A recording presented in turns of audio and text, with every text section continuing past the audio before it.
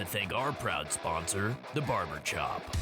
The Barber Chop is located south of Safeway at 320 East 4th Avenue in Ellensburg. They have experienced barbers and offer kids and men's haircuts.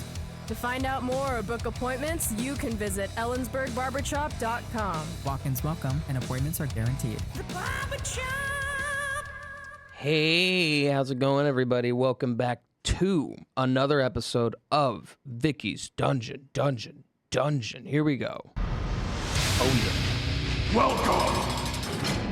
Back at it again, man. Another week, another day in the life, another, just whole thing, man. Whole thing. Hope you all are doing good out there. Hope life's treating you well, the whole thing. And yeah, let's get right into it, man. This episode this week, I thought I would just kind of take a more, I guess, like ramble route. I just thought I'd more, free flow it, just, make this feel more like a hangout sesh, as much as I like keeping things rigidly structured, because I guess I'm a bit of when it comes to how I like things in life, as vague as that sounds, I love when things are organized and neat and clean and all that kind of stuff and well structured. But you know what? For this show, I just kind of want it to feel like a hangout more. I love talking about everything we talk about on the show, but going forward, let's go for a more relaxed vibe. Like, I want you guys to feel like you're just hanging out here in the dungeon with me, talking about nerdy, crazy, goofy, just whatever stuff that's under the umbrella of obscure, retro, nerdy, weird media, from comics, movies, music, the whole thing. But we'll still be sticking to the same segments. They'll just be more ramble-oriented, and if there's something big in the news regarding it, we'll talk about it, man. We'll talk about it. So that way we at least stay, for the most part, up to date with everything. But yeah, let's get into it, man. Let's hear Scorpion welcome you once again. Welcome! Oh, yeah. And then another sound of the dungeon opening. But you know what? I guess you could say that's it being closed behind you as you've walked into the dungeon. You're locked in, man. You're locked in the dungeon, but it's for a good time. It's for a good time, man. You're just, once you walk into it, all you see is just this little short man with dark brown hair, and all he wants to do is just chit-chat about nerdy stuff. So that's all you got to do, man. That's all you got to do. But yeah, let's get into the first segment. Let's get into a little bit of Game of Thrones stuff. When you play the Game of Thrones, you win or you die. Dude, this week, this week for Game of Thrones, I have been really just kind of getting more into the lore, as I always do. As much as I love the books, and I'm actively reading them, and I'm on the longest book right now, the third book in the series, A Storm of Swords, and that book is just, it's enormous. And I'm not going to lie, I'm doing the audiobook of it because I'm cheap and I don't want to buy the actual book.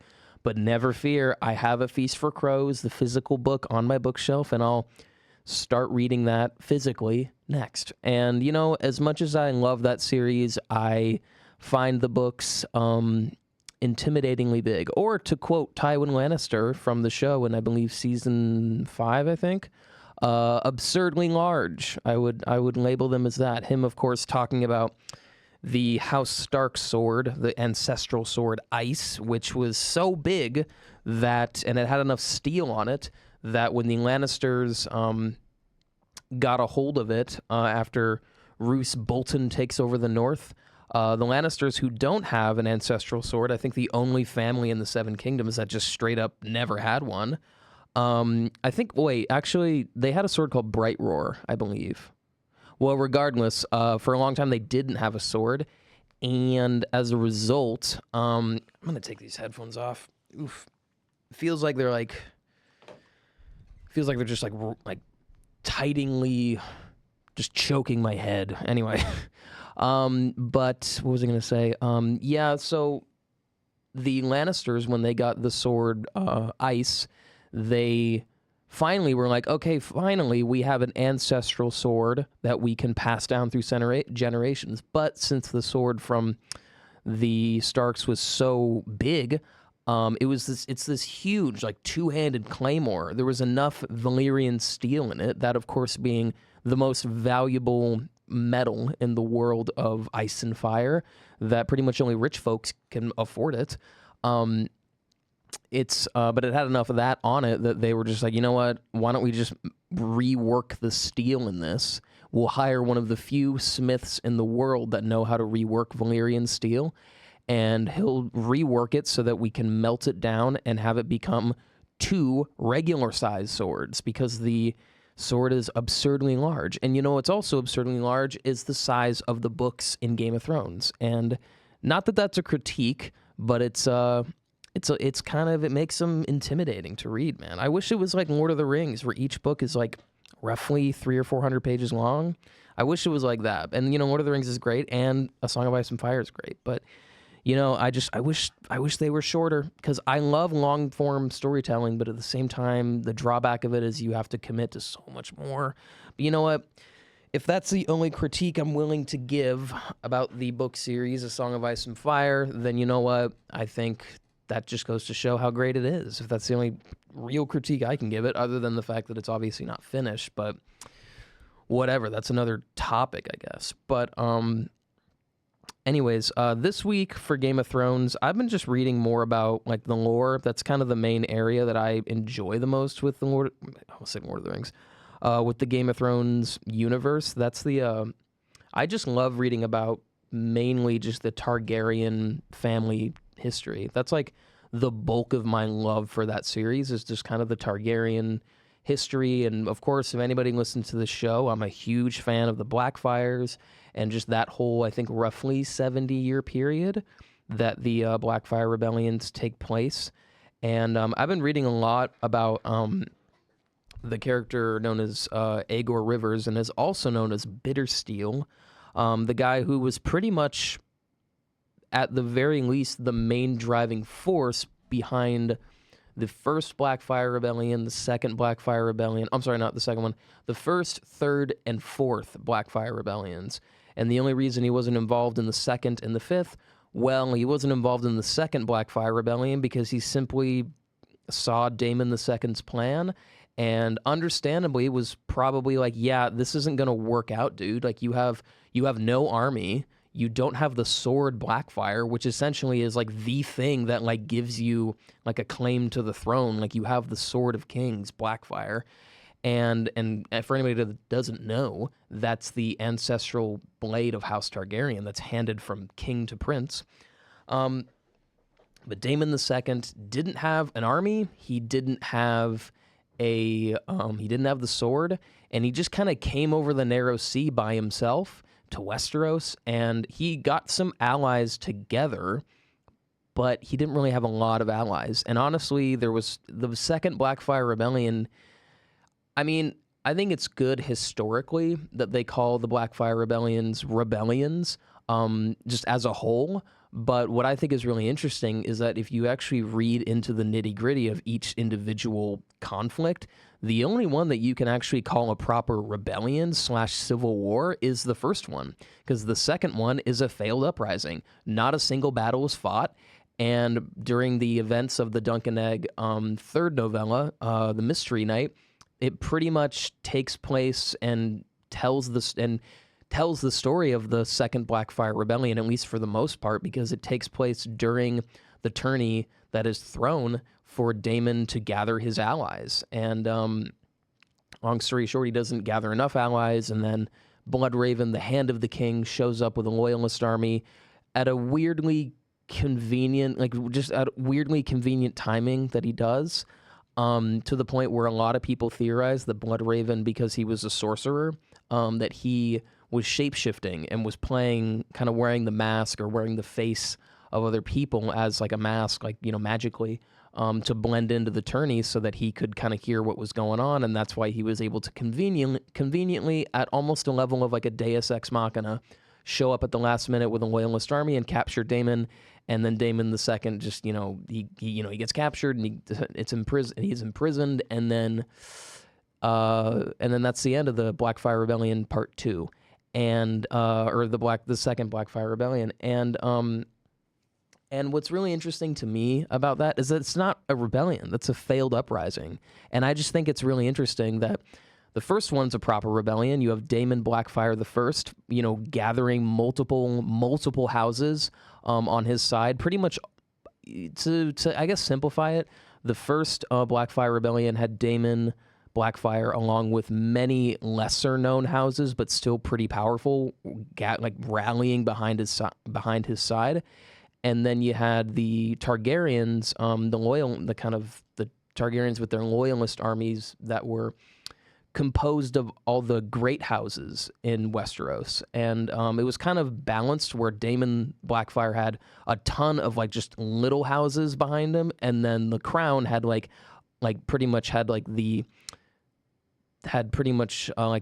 many kingdoms was it at the time? Because Dorne was in there. So yeah, it had 9 major houses behind them. So it was sort of balanced out in a way, but ultimately Daemon Blackfyre fell, and yeah, I don't know if it was balanced super well, but I know that it was at least balanced enough where it's been described historically as dividing the realm. And it's pretty interesting stuff. But yeah, that was an actual rebellion. You have the realm itself dividing, and you have battles fought, and it's a civil war for the crown. The second one, as I said, failed uprising. And then you have the third and fourth and fifth Blackfyre, quote-unquote, rebellions, but what they really are failed invasions of Westeros. The third Blackfyre Rebellion has Bittersteel, the character I talked about, which we'll get into more later on. He, with the third one and the fourth one, for that matter, pretty much, he sails over with the third one. He's with Haegon Targaryen, or Blackfyre. He's with Haegon Blackfyre. They sail over. Haegon has the Sword of Kings, Blackfyre, and they have the mercenary company that Bittersteel started to kind of help build an army. So they sail over with this big mercenary army with, the sword. They're ready to go to war. They're actually prepared this time, which is why Bittersteel is like, yes, I'll go with this plan. And it doesn't work out, and they lose. I forget exactly how, but Haegon Blackfyre, I know in the lore, he peacefully surrenders. I think he lays down his sword and kind of puts his hands up and surrenders. And it's unknown, I think, what happened to him, but it's pretty obvious that he was probably just imprisoned and killed. And then you have Bittersteel, who I believe was captured at this point.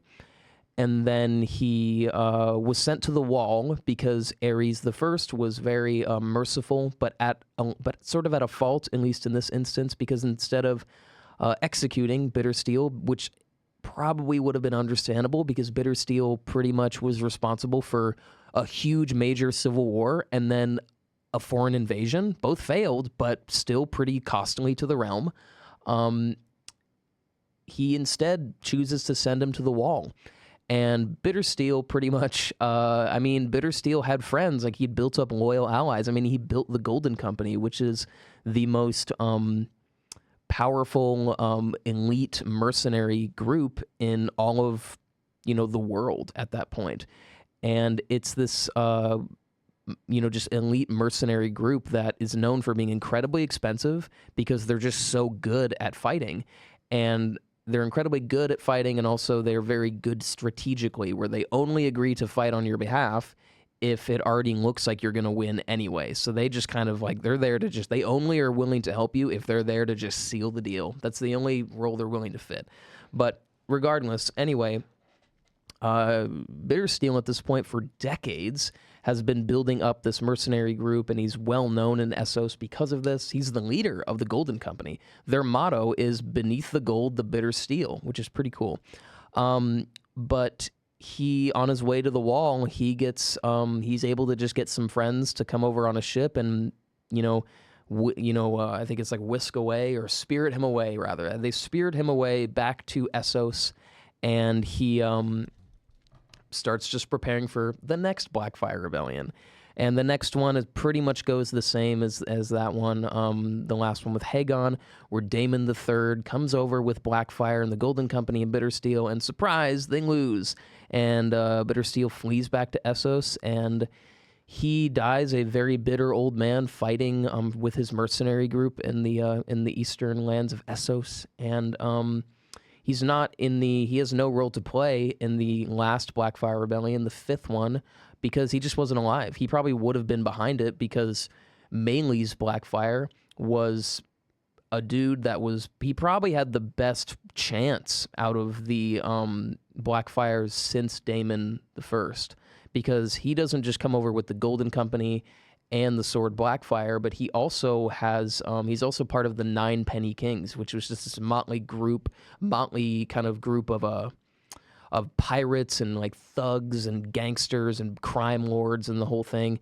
And so he has allies of like these pirates and like huge crime lords and stuff behind him. So he has at least a much more likely chance of winning. But, of course, he sails and he doesn't get even close. And that's part of the issue with the Blackfyre invasions, is because none of them actually came over with a force strong enough to conquer Westeros if nobody rose up to fight with them in Westeros. Each one of the Blackfyre Rebellions following the first one, whether it was a foreign invasion or an uprising, they were all reliant on having allies in Westeros rise up to join them in the fight, and they relied on that sealing the deal. And that's part of the reason why they never got remotely close to winning the crown. And now in the main series, you have Aegon Targaryen, who has sailed over with the Golden Company, and he apparently might have Blackfyre. It's not confirmed, but it's much more likely that he's just calling himself a Targaryen. In reality, he's a Blackfyre because he has the Valyrian features. He has the purple eyes and the silver hair.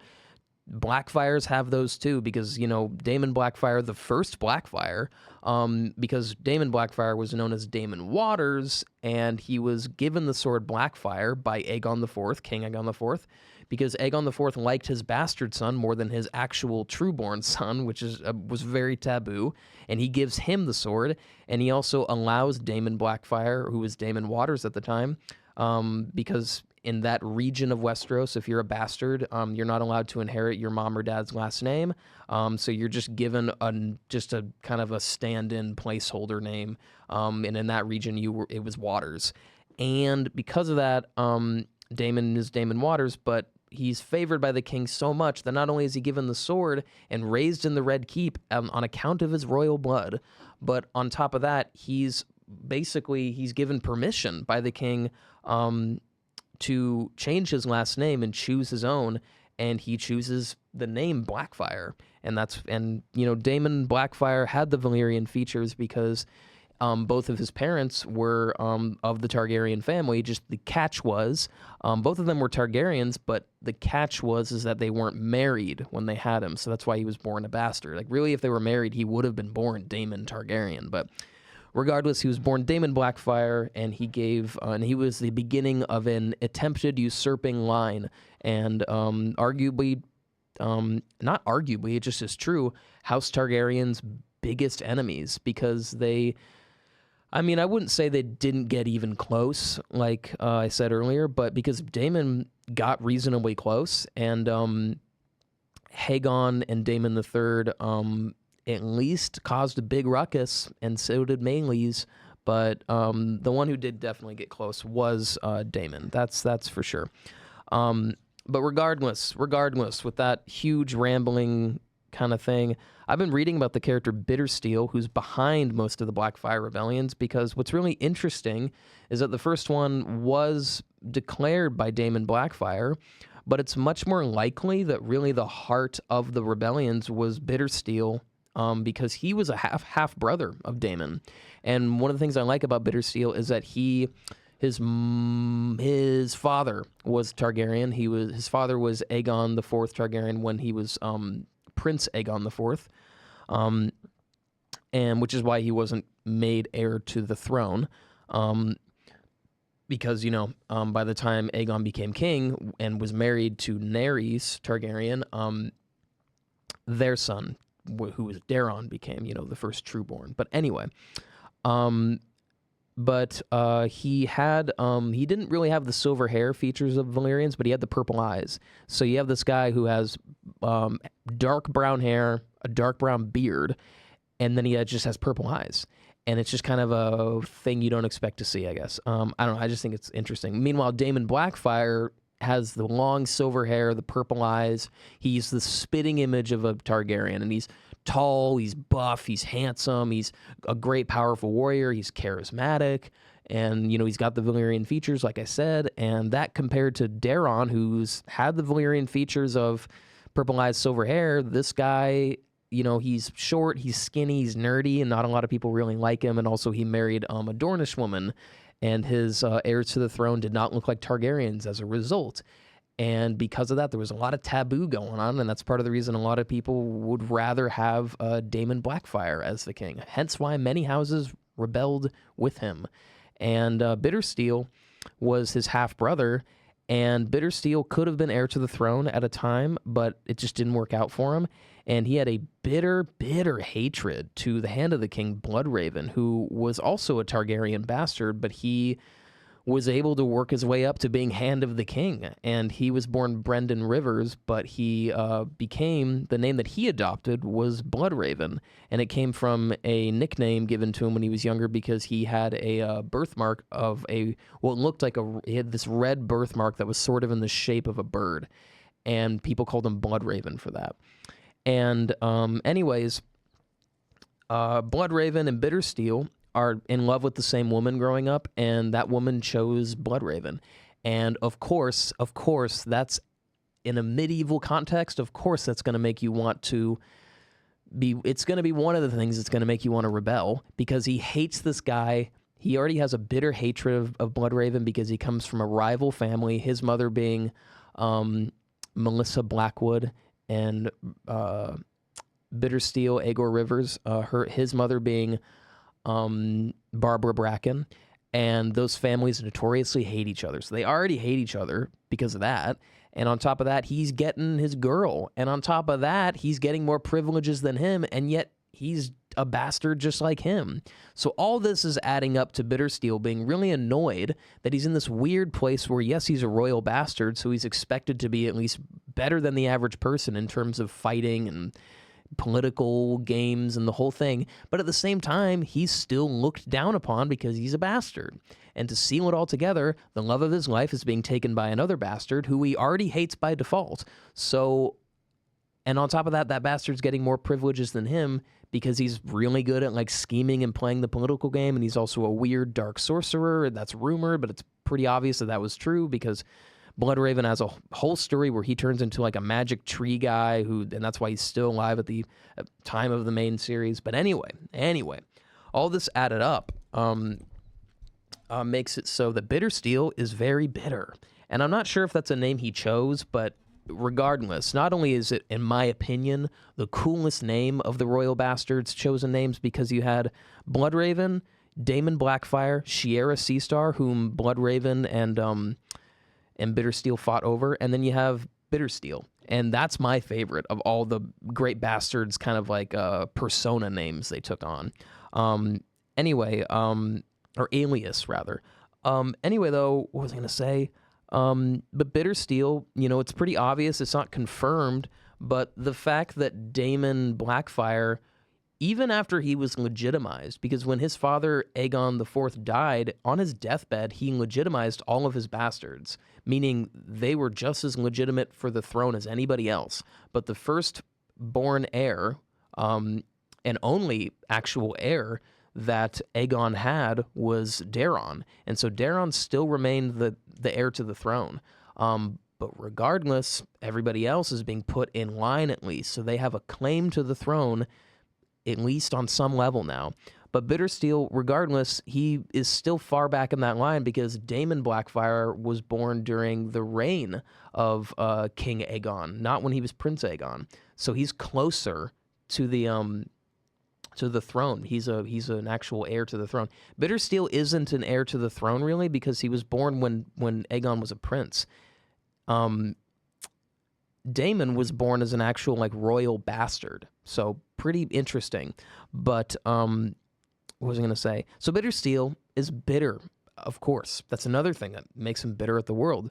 George R. R. Martin, the author, has talked about Bittersteel, and he said that Bittersteel was pissed off all of his life, which, you know what? I don't completely blame him.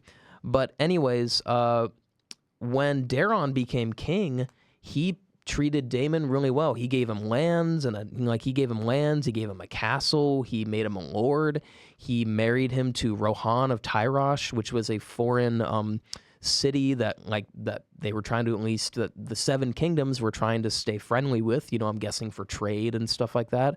So he gave him a political marriage that added, I guess, power to his name and legitness, or whatever the word is, legitness, whatever the word is. I know that's not a real word, but it works now. But he marries him to her, and he's taking care of his bastards because he knows, Daron knows, not only morally because they're legitimized, and also even if they weren't legitimized, they're related to him and they were raised in the Red Keep on account of their royal blood. He knows that he has to be kind to them just because that's what you should do, but also if you want to prevent potential uprisings or rebellions, you are kind to them. And it seemingly worked with Daemon and the other guys too, but never with Bittersteel. And Bittersteel and Daemon were really good friends. And Daemon, because he was in a similar place, though much better than Bittersteel, he was in a similar place where, yes, he was expected to be better than the average, Westerosi and all that kind of stuff. And he was loved and everything. Everybody loved him. Nobody looked down on Daemon. But the truth is, even with him being legitimized, he's still seen as a royal bastard, and therefore he becomes bitter about that a little bit. And so that's just what I've heard from other people talking about him at that point, that he did become a little bitter because, yeah, and he, about 12 years passed between pretty much 12 years into the reign of Daron, I believe at least. I believe about 12 years or something like that into his reign. People believe that Bittersteel, because he was good friends with Daemon, and Bittersteel also had a lot of political experience growing up. Political meaning in the sense that he knew how to talk to people. People believe that the real force behind the Blackfyre Rebellions was Bittersteel nudging Daemon to rebel. Because Bittersteel was probably like, okay, I can't, if I wage war and I win, yes, I won't become the king, but there's no way I can become king. There's no way I can. However, if I wage war and I win, I can at least become hand of the king, meaning I can take the job of the guy I hate. I can be put in an actual position of power. I can be the second most powerful person in the realm. And on top of that, in the process, I can get back at the guy who stole my girl and the guy who I just hate anyway because he's part of the rival family to mine. And so I totally believe the theory when people say, yeah, I think what actually happened is that Bittersteel more pushed Daemon to rebel, and Daemon was more just manipulated into doing it. And he was bitter about being a bastard, but probably not on the level of rebelling against the throne. And so anyways, Bittersteel, during the final battle of the first Blackfyre Rebellion, the Battle of the Redgrass Field, right after Daemon Blackfyre is sadly killed, he's killed by Bloodraven shooting arrows at him from afar, along with the help of his personal bodyguard called the Raven's Teeth, which is such a cool bodyguard. They kill him with arrows from afar. And Bittersteel is, obviously probably heartbroken over this, but he rallies the rebels into a grand charge and routs the Loyalist forces, and he gets into a really intense one-on-one sword duel with Bloodraven, which he wins and takes out one of Bloodraven's eyes. And then afterwards, because they know the cause is over because Daemon Blackfyre is dead. However, they know that Daemon has some surviving sons who've been spirited away to Essos for safety. Bittersteel gathers the remaining rebels that he can, and he escapes back to Essos, and he starts preparing for the next Blackfyre Rebellion. And the firstborn of Daemon's sons is Daemon II. And why didn't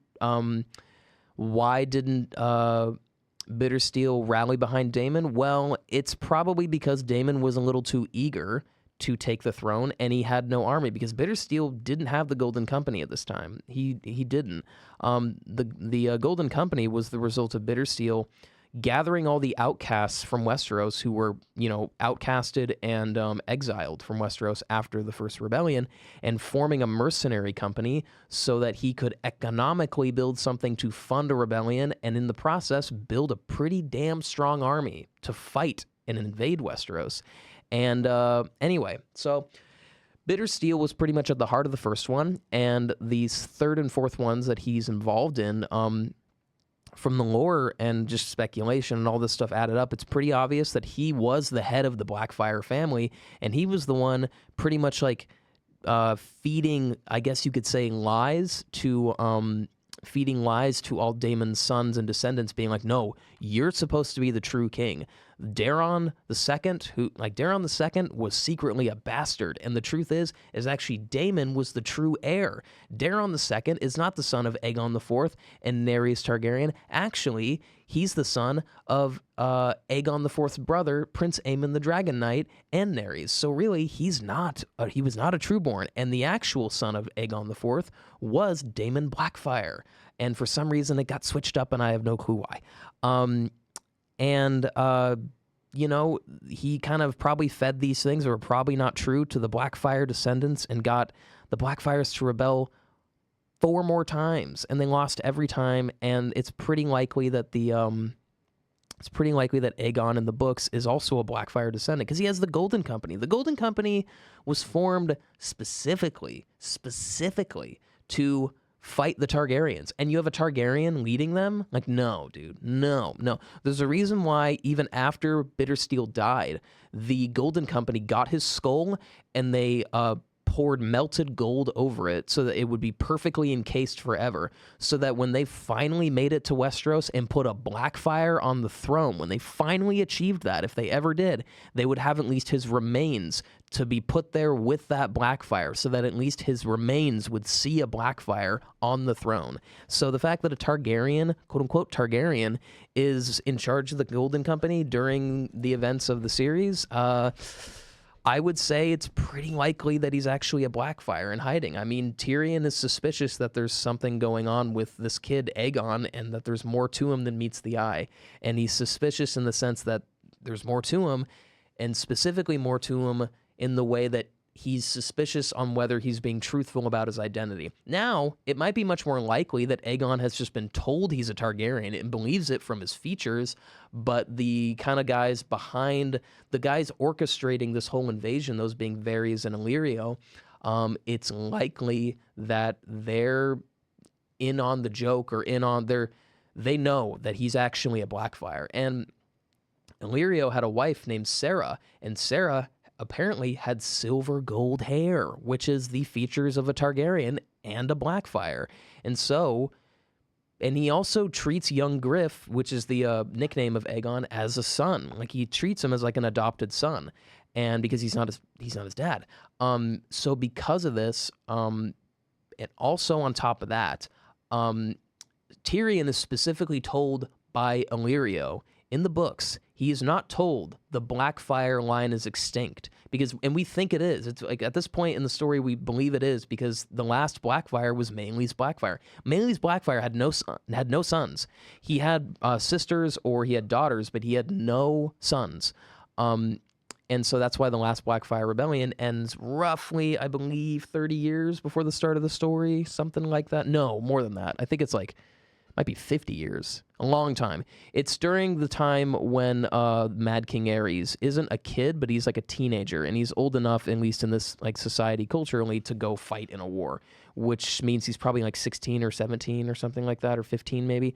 Regardless, Aerys died when he was 39 in the lore, and the Targaryens, the Targaryens were overthrown in 283 AC, which means that Aerys, it must have been around 250, something like that, in the 250s AC. That's like the timeline in Game of Thrones history. 250 years after conquest, after Aegon's conquest. Yeah, Aegon's conquest was so impactful that they literally divide time based on it. Pretty awesome. In Westeros, that's what they use. But anyways, in the book, Tyrion, when he meets young Griff, the Blackfyres come up in conversation, and he's like, well, the Blackfyres are extinct. And Illyrio specifically says, it's Illyrio or someone like that. I'm so sorry that I don't remember the character name, but a character says to him very specifically, he says, the Blackfyres are extinct through the male line. And honestly, the fact that those words were chosen by George Martin for that character to say makes me think that's like foreshadowing that young Griff is a Blackfyre and that his mother was Sarah Blackfyre. So, yeah, and Illyrio, who is married to her, treats Aegon as like a son, and Sarah, I think, apparently tragically died, I think, and it all adds up to a theory that I hope is true, and I think it has a lot of weight to it, and that's Aegon is actually Aegon Blackfyre, and really what we're seeing is secretly the 6th Blackfyre Rebellion in the disguise of a Targaryen invasion to reclaim their throne. And it's being orchestrated by Illyrio because Illyrio was in love with Sarah, and this is his way of honoring his wife's memory, is by putting her son on the throne of Westeros.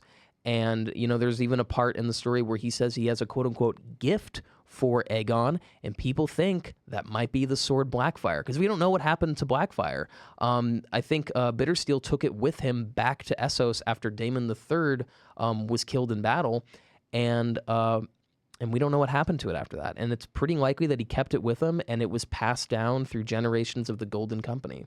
And, yeah. Oh, wait, no. I believe, yeah, actually, I'm not sure, because I'm pretty sure Maelys Blackfyre didn't have the sword Blackfyre. He had the Golden Company, the Ninepenny Kings, but he didn't have the sword Blackfyre.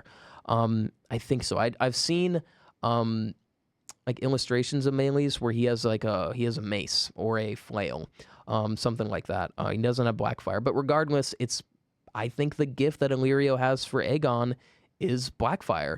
And my personal theory is that he's already been given Blackfyre, and at the time of the story, Aegon is in the Stormlands, and he's already in Westeros, and the Golden Company has already taken a few castles. It's just kind of more, I think, known in the background. But my theory is that Aegon has taken Storm's End, the castle, the biggest castle, like in charge of the Stormlands, the seat of House Baratheon, who are the you know, the lords of the Stormlands. My theory is that Aegon has taken. Sorry, let me start over. My theory that I hope to God is true is that when we see Aegon again in the series, in the next book, Winds of Winter, if it ever comes out, it will be at the time that he has taken Storm's End and that he has Blackfyre while hanging out in Storm's End. I'm guessing the next time we'll see him will be like him being like, hey, I'm in Storm's End because I've taken it, and by the way, here's the sword Blackfyre, the sword of kings, and this shows my legitimacy as a Targaryen, when in reality, I'm really a Blackfyre. But, you know, I'm just hoping that's true, man. I'm hoping that's true. But Bittersteel would be honored. And I'm hoping we see his skull. Even if Aegon isn't a Targaryen, I'm hoping that his skull gets an appearance, because it's the kind of, I wouldn't say it's like an heirloom, but it's like kind of one of their sacred things they keep, because they want to put a Blackfyre on the throne. That was the whole reason the Golden Company was formed, was to put a Blackfyre on the throne. And it looks like he might succeed. You know, it really looks like it, because he's, you know, doing really well with the fighting, in the terms of like he's taking castles already. He has all the signs of legitimacy. Like he has the look of a Targaryen, he has the sword, he has the name, and all that stuff. And also at the same time, what makes this Blackfyre invasion different is the Seven Kingdoms are torn apart right now. They're not united as a whole. At this point, the North and the Riverlands, I believe, are still in open. The Riverlands, I believe, are still in open rebellion. The Iron Islands are as well. Everyone's pretty much against Cersei as queen. The Faith have already taken over King's Landing, and no one's really. And Tommen is just kind of. It's just, regardless, there's so much going on, and the realm is far from united, that Aegon might actually succeed this time, because the realm is divided, and he has all these symbols of him being like a quote unquote true king, and he has a really powerful army behind his back. The difference between that and the Targaryen or Blackfyre invasions that failed beforehand, where they attacked a realm that was completely unified and could fully attack them, and because of that, and they could fully retaliate, and because of that, the Blackfyres were reliant on having houses join their side to help them seal the deal. But this time, Aegon doesn't need that, really. He'll probably take the throne, and then the kingdoms will unite once again, and they'll just unite under him. It's sort of like he's going to take the throne while it's weak, and then by the time the kingdoms come back together, he'll conveniently already be on that throne, and he'll be probably the first official Aegon the First Blackfyre, which would be pretty cool, man. I mean, I'm like, this smile on my face is very genuine, because that would just be so cool. And I love the Blackfyres. A really interesting group of people. But anyway, that was my 39-minute ramble about the Blackfyres and Bittersteel. But that's what I've been reading with Game of Thrones this week. It's been pretty dang cool. Anyways, let me play a couple ads for you, and then I'll ramble about, Lord of the Rings. We'll talk about the recast of Aragorn. That's pretty official by now. But let me play a couple ads, and then I'll talk to you in a minute.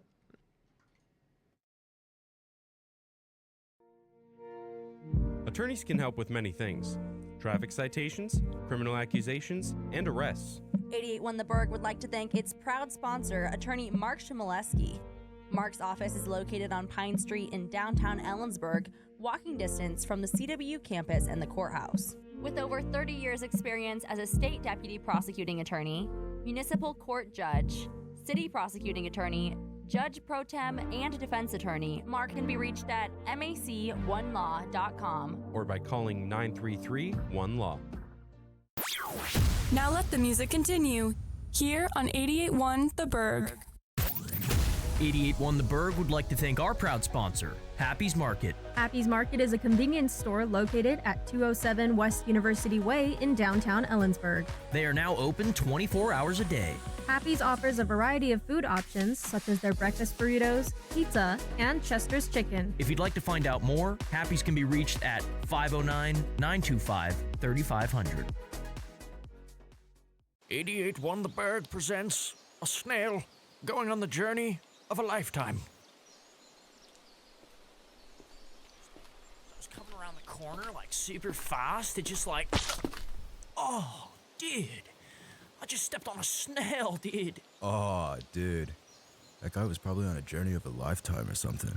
This has been a snail going on the journey of a lifetime by 88.1 The Berg. 88.1 The Berg would like to thank our proud sponsor, WSECU. WSECU is a member-owned credit union serving communities across Washington. With branch locations statewide and digital banking access, WSECU provides personal banking, business services, and consumer lending.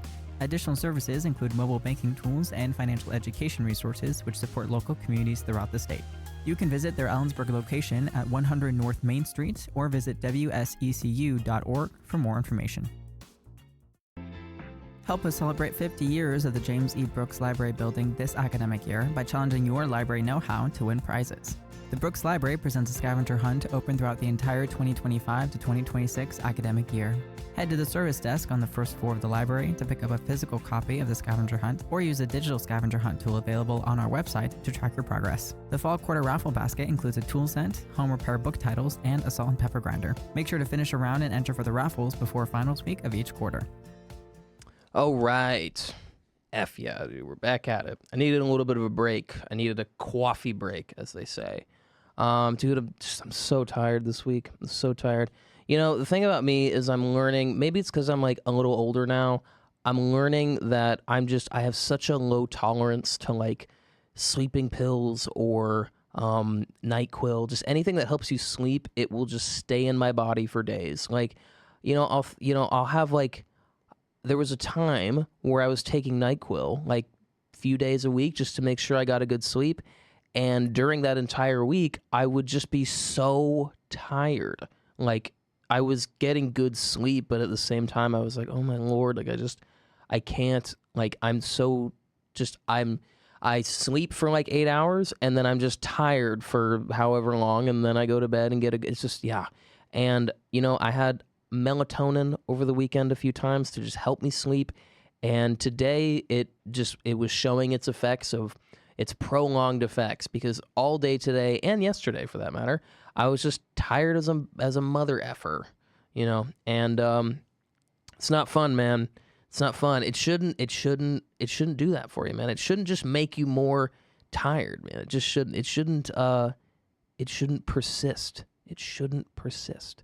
But you know what? That's life. That's life, man. That's life. Thank you, Tommy.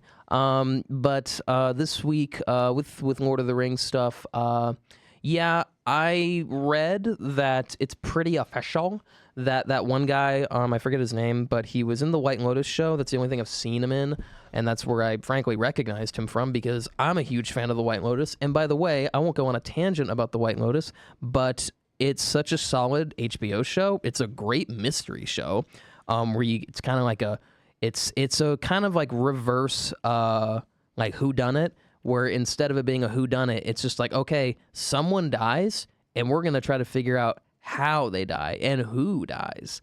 And it's pretty interesting. It's a pretty cool show. But he's in the show, and I thought he did a really good performance. I thought he was good. I liked him. I wasn't like amazed, but that's not me saying he was a bad actor. I just like, I feel like the character he was playing wasn't like extremely demanding perhaps, but I don't really know. But regardless, really liked him in that, and I'm super excited for the next season of The White Lotus, not just because it's a great show and I'm excited for another season, but also Helena Bonham Carter, one of my favorite actors of all time, and I'm just going to be honest, everyone's thinking it, one of my biggest crushes of all time. She's going to be in the show, and I just think it's just going to be... She's freaking awesome! That's how I feel about it. It's going to be... That's what sealed the deal for me. Plus, I just love a good drama. She's a really good drama actor. Yeah, I mean, people know her from Harry Potter. People know her from Sweeney Todd, Alice in Wonderland, Dark Shadows. What else? She's one of them, one of those actors. She's one of them actors that's well known for being in a lot of like Tim Burton-y movies. And I'm excited to see that, man. But you know who should be in the next Tim Burton movie? It's a guy who's known for saying, "Oh, hi, Mark." That guy, Tommy Wiseau, should be in the next Tim Burton movie. I'm just saying. Anyways, with Lord of the Rings news, we'll cue it in. Gandalf, you want to cue me in, man? Where are you, Gandalf? There you are. Shall not pass. Oh, yeah, you know what? We also forgot to get a...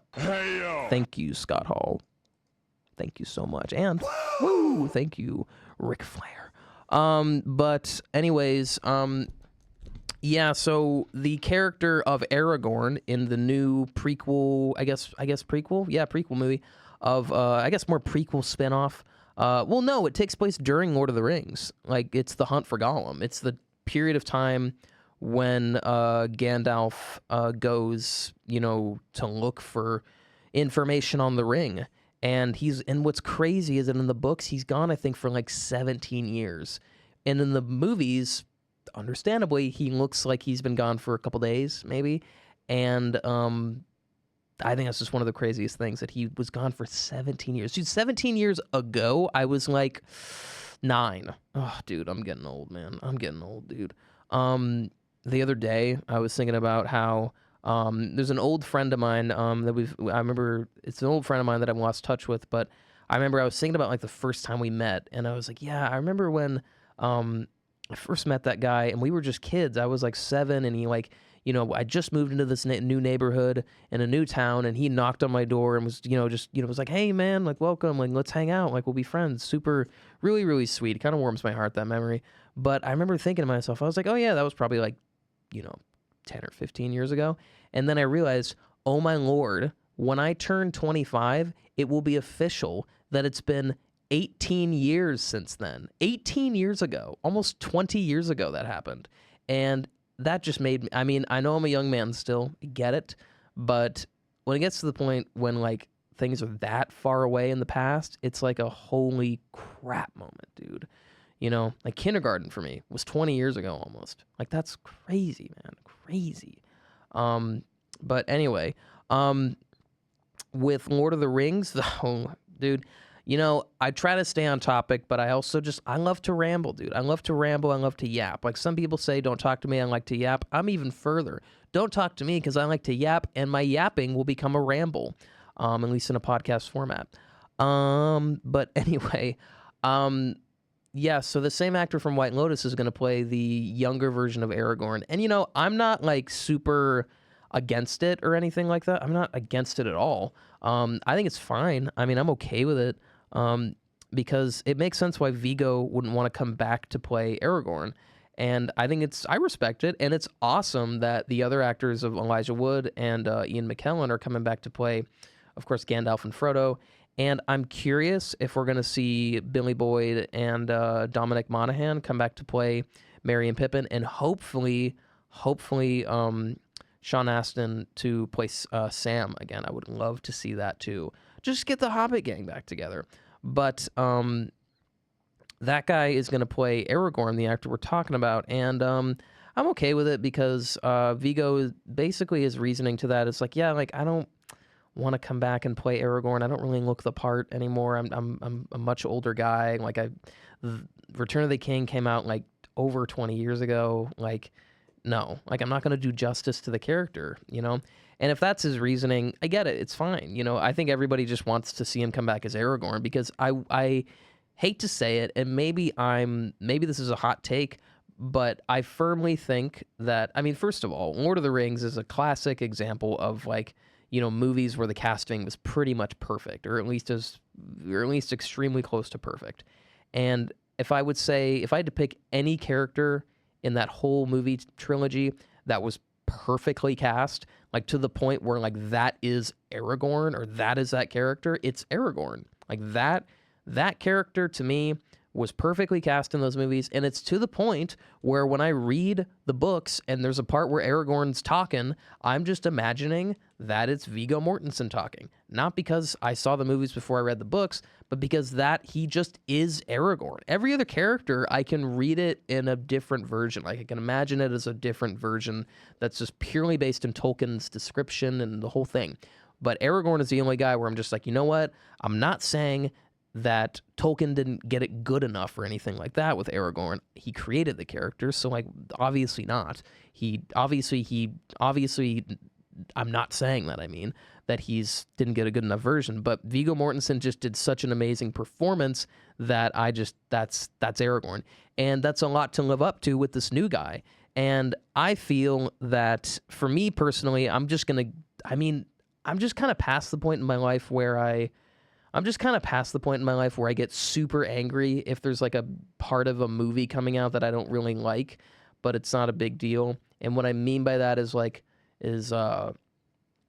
just give it a chance. Like there's the new Harry Potter thing with the guy being cast as Snape, and not a lot of people like that. And, I personally would have wanted someone different, but at the same time, I figured, you know what, this guy's like an established actor. He looks cool in the trailer. The show isn't even out yet, so I think before any of us give a final verdict on this guy, we should all watch his performance, and I mean the whole first season, before you give any final verdict on whether or not the casting for this character was bad or good or somewhere in between. And because Alan Rickman did such an amazing job as Snape, and he is Snape to me, because of that, it's kind of similar, not the same, similar, and of course not nearly as controversial, but the guy who's going to play the young version of Aragorn, just by default, because everybody just sees Viggo as Aragorn, it's hard for anybody to kind of live up to that. But you know what? I'm fine with it. I'm not angry about it. I'm sure a lot of hardcore fans would just rather have him like not in it, I guess, instead of having Viggo there. I don't know. I know just generally not a lot of fans are happy about this guy playing Aragorn, but you know what? I don't care. I'm going to give him a chance. I'm going to give him grace. And if it doesn't turn out good, then like BFD, man. You're not going to catch me like crying about it. You're not going to catch me like just thinking, it totally sucks. Like if I don't like it, you're just going to catch me being like, all right, like whatever. Like it's not, what I wanted it to be, but you know what? That's life. Once again, that's life, man. Words to live by there. You know what I mean? But anyway, I'm okay with it. I'm not angry about it. I'm not going to look at the screen and just think of him as a idiot. I'm not going to look at him and think that. I'm just going to enjoy it. Man. And hopefully by the end of every episode of the Harry Potter series coming out, and by the end of the new Lord of the Rings movie, The Hunt for Gollum, and the sequel of them, I'm hoping and I'm optimistic that by the end of all of them, I'm going to have one word coming out of my mouth, and it goes like, woo, spelt with 5 O's, by the way. In case you're wondering, the correct spelling of Ric Flair's woo is with 5 O's. He said that in an interview with the other day, and you know what? Just keep that in mind. Sadly, in my notes, it's with 3 woos. The name of it in my sound bites, it's spelled with 3 woos. But you know what? I'll rename it. I'll rename it next time I prep my show. Anyways, yeah, but I'm okay with it, him being Aragorn, and I'm just happy we're getting more love for Lord of the Rings. I'm only just iffy about the sequel show or movie coming out. It's great that Stephen Colbert's writing it. I mean, the guy knows how to write a script. He's worked in Hollywood, and he's a major Lord of the Rings fan. Not just major. He's like on the level of like kind of Tolkien historian or Tolkien. What's the term for people that like know everything about Tolkien? And there's like it's like a legit term for them because the lore of Middle Earth is so deep that you'd have to I think it's Tolkien historian, because to know everything about Tolkien and his world, you have to kind of be a mini version of a historian or something, because there's so much to know. I guess it's Tolkien historian. I have no clue, but he's basically one of those people, and that guy being at the helm of it, at least with the story being told, it gives me hope, and it makes me optimistic and hopeful that it'll be good, and it'll be great to see the guys back as the Hobbits. Sadly, we won't see Frodo in it, but we'll see Frodo in the Hunt for Gollum, so it'll be fine. It'll be fine. I'd be open to seeing like a new adaptation of the books, the Lord of the Rings trilogy, but if it was a TV series. And keep in mind, I'm not saying that because I think it would be worth doing in the sense that it would be a worthy, like successor to it or anything like that. I just mean it in the sense that I would like to see it just done in a TV show context. That's all. I'm just interested in what that would look like. But, just for me, nothing's going to touch Lord of the Rings. Like, it does, and we're not even just talking about other Lord of the Rings stuff. I'm just talking about generally just, like, trilogies in general. It's going to be so hard for anything to come remotely close to it, man. Remotely close. But because, I have to say, hands down, it's the best trilogy of all time. Lord of the Rings is the best movie trilogy of all time. Hands down. Hands down, to quote Terry from Reno 911. Yeah, you gotta love it, man. You gotta love it. But anyway, yeah, it's. I'm excited though. I'm excited for all the new Lord of the Rings stuff. But let's move on to the next segment. Let's move on to the next segment of horror talk. Ow! Oh yeah. One piece of news that I thought was interesting to. That I thought would be fun to talk about is Hellraiser is not only getting a series, it's also getting a prequel movie, which I'm uber excited about. And I'm not gonna lie, the one thing on my mind was, oh, thank you. That was the one, yeah, that was giddingly thankful and laughing in a giddingly tone and everything, because I love Hellraiser, dude. I love everything Clive Barker. I got to read his books, because what's really cool about Clive Barker is I think he's at least one of the very few directors in Hollywood who adapted his own novel into a movie, and that became the movie Hellraiser. The novel was called The Hellbound Heart, I believe, and it was adapted into the movie Hellraiser, and that's, of course, an iconic movie, and the sequel to Hellraiser I love even more. It's so cool. It is a movie that just makes me go, because it's so awesome. It's so insanely gory, but it has such a great story and so much cool costume and set design and awesome acting. And just, yeah, it's a great time, man. It's a great time. It's definitely a movie that I would just categorize as just so cool. So cool. I mean, I guess you kind of have to be prepared for some major gore going on in the movies, but if you're not but I mean, it's not that bad, because it's also, it's also just, it's 80s gore, so you can tell it's, fake, you can tell. But so it's not that bad. It's still pretty out there, but it's not that bad. But I'm excited for a prequel movie and the series as well. And, it really feels like we're in an era of just I wouldn't say, I feel like it'd be controversial for me to say a horror golden era right now. However, I would say we're in a pretty cool era of horror, in my personal opinion, specifically because Alien and Predator movies are killing it. On top of that, we've had the movie Sinners do so well at the Golden Globes and the Oscars. And on top of that, you know, it did so well at the Oscars and the Golden Globes with, I think, getting Best Picture at the Golden Globes, and also pretty much, and I think winning for its soundtrack as well. And also at the Oscars, Michael B. Jordan getting Best Actor. And it's a horror movie. It's a vampire movie, and it's so cool. It's a really cool movie. And so you got that going on. You got classic, awesome, amazing horror films coming out over the last 10 years. To name a few, you got Hereditary, Midsommar, which is a little controversial, but I think it's an incredible movie. You also got The Witch. You got the Nosferatu movie that was really huge. You also had, The Lighthouse, which was a great movie. You got like the It movies that are huge. You got Welcome to Derry, the It series, it's huge. You got, I don't need to like name all of it because it's just, we're living in a huge era of horror movies. It's huge. And just the fact that we're getting more Hellraiser makes me so happy, dude. Makes me so happy because I'm a huge fan of that. And I gotta read. I'll add Clive Barker's books to like at least the Hellraiser book, The Hellbound Heart, to my huge list of books I need to read before I die. In my bucket list, I guess you can call it. My bucket. There you go. Whatever. But you gotta love Clive Barker, though. You gotta love Clive Barker because he, did all the stuff I mentioned. And also, he did a lot of other cool stuff, too.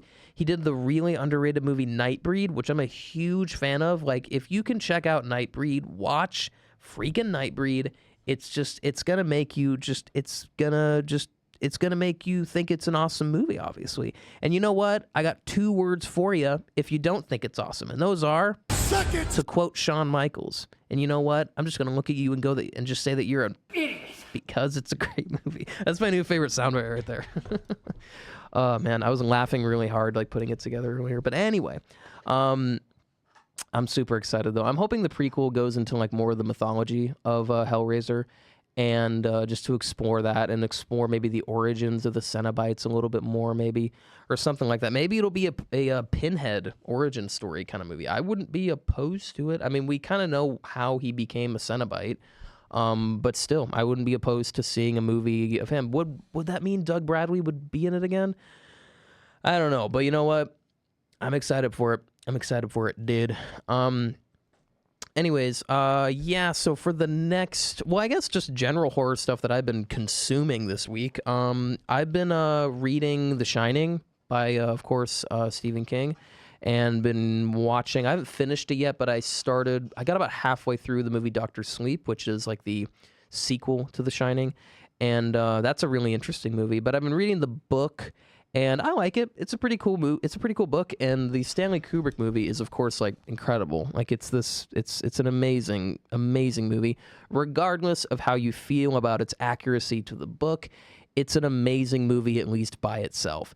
And is it different from the book? Yeah. The book is way different.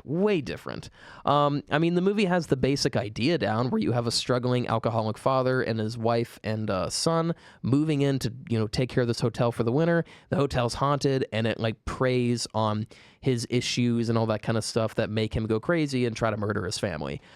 It tells basically the same story in that context, or in that basic way. But the critiques of Stephen King, I think, are understandable because the changes made for that movie, the characters are way different. Like Jack Torrance in the book, he's a much kinder... He's really like a kind, good person at heart who just has like issues that he's dealing with, and he's actively trying to work on them. And the whole reason he's going to the hotel, I'm not sure if it says this in the book. I think I forget, but I remember watching the other adaptation that Stephen King actually like wrote and I believe even directed of The Shining miniseries that was just another adaptation of the book that was meant to be much closer to the book in terms of accuracy. He takes the job at the Overlook because he desperately needs something that would look good on his resume and give him a good reference so that he can like get a good job, because he's recently been let go of his job as a teacher because he had a very bad incident with a student and he had a very bad incident with a student where a student was mad at him and tried to slash his tires, and then he just went into a feat of rage, and I think he hit the kid, but I don't remember. It's weird because I read the chapter the other day. He did. I'm pretty sure he hit the kid. Anyway, I don't think I need to go into that too much. But regardless, the book itself is way different because it paints Jack as like this guy who is a good person, but he has issues and he's actively trying to deal with it. And him going into the hotel is desperately him trying to make things work with his family so they can still be supported. And also he sees it as a way to help him stay sober because he's going to be in a hotel for an entire season that has 0 alcohol in it. So he sees it as that helping him too. And he's also a struggling writer, and he sees it as like a way to help him focus on his book as well. He sees it as this thing of being like, all right, I can do this job that's going to help me like have a reference and like something good in my resume to help me get like a teaching job or at least something good like that after this. And on top of that, I can move my family in and I can spend some quality time with my family and repair things. And on top of that, there won't be any liquor in sight, and I won't be able to leave because it's going to be a snowed in hotel in the middle of like the Colorado mountains. And on top of that, he sees it as just a means to like help him also work on his writing project because he wants to be a successful writer. He's writing a play. In the movie, he's just writing a book, but regardless. He's a much different, more fleshed out guy. And when you read the chapters of him interacting with his family, he's a genuinely nice, good-hearted guy who's made some mistakes, but he's trying his best. And in the movie The Shining with Jack Nicholson puts on a really fun, cool performance, but he's already crazy when they get to the hotel. Like, there's no sense of, like, it's not so much this guy descending into it's not like a guy descending into madness from being normal. It's him already being crazy and just descending further into it. In the book and the other adaptation, Jack Torrance is a guy who, like, the haunted hotel is preying on his, like, it's sort of like eating at and preying on his issues, and they make him go crazy and turn him into like a crazy lunatic.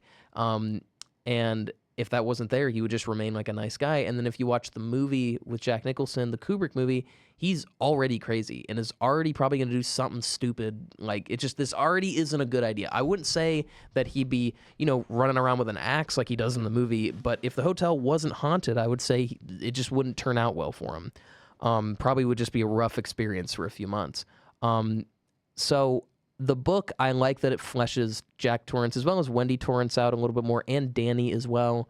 It just makes them all much more kind of fleshed out, kind of deeper characters, and you feel for them more. You root for them more. You feel like more there's just more emotional weight to the scariness, and I really like that. It's really cool. I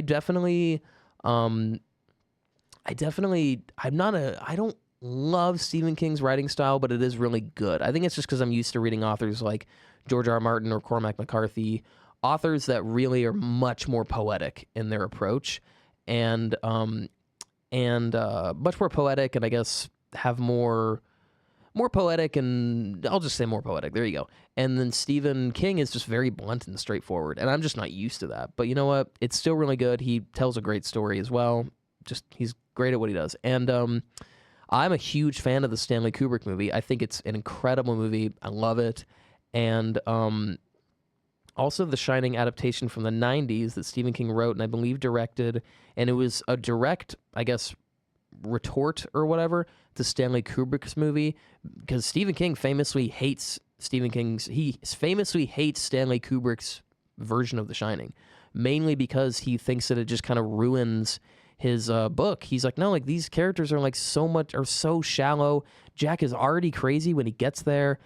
Like, there's no maze in my book, and yet there's like a hedge maze in this movie. Like, this isn't at all what I was writing. Like, what is going on?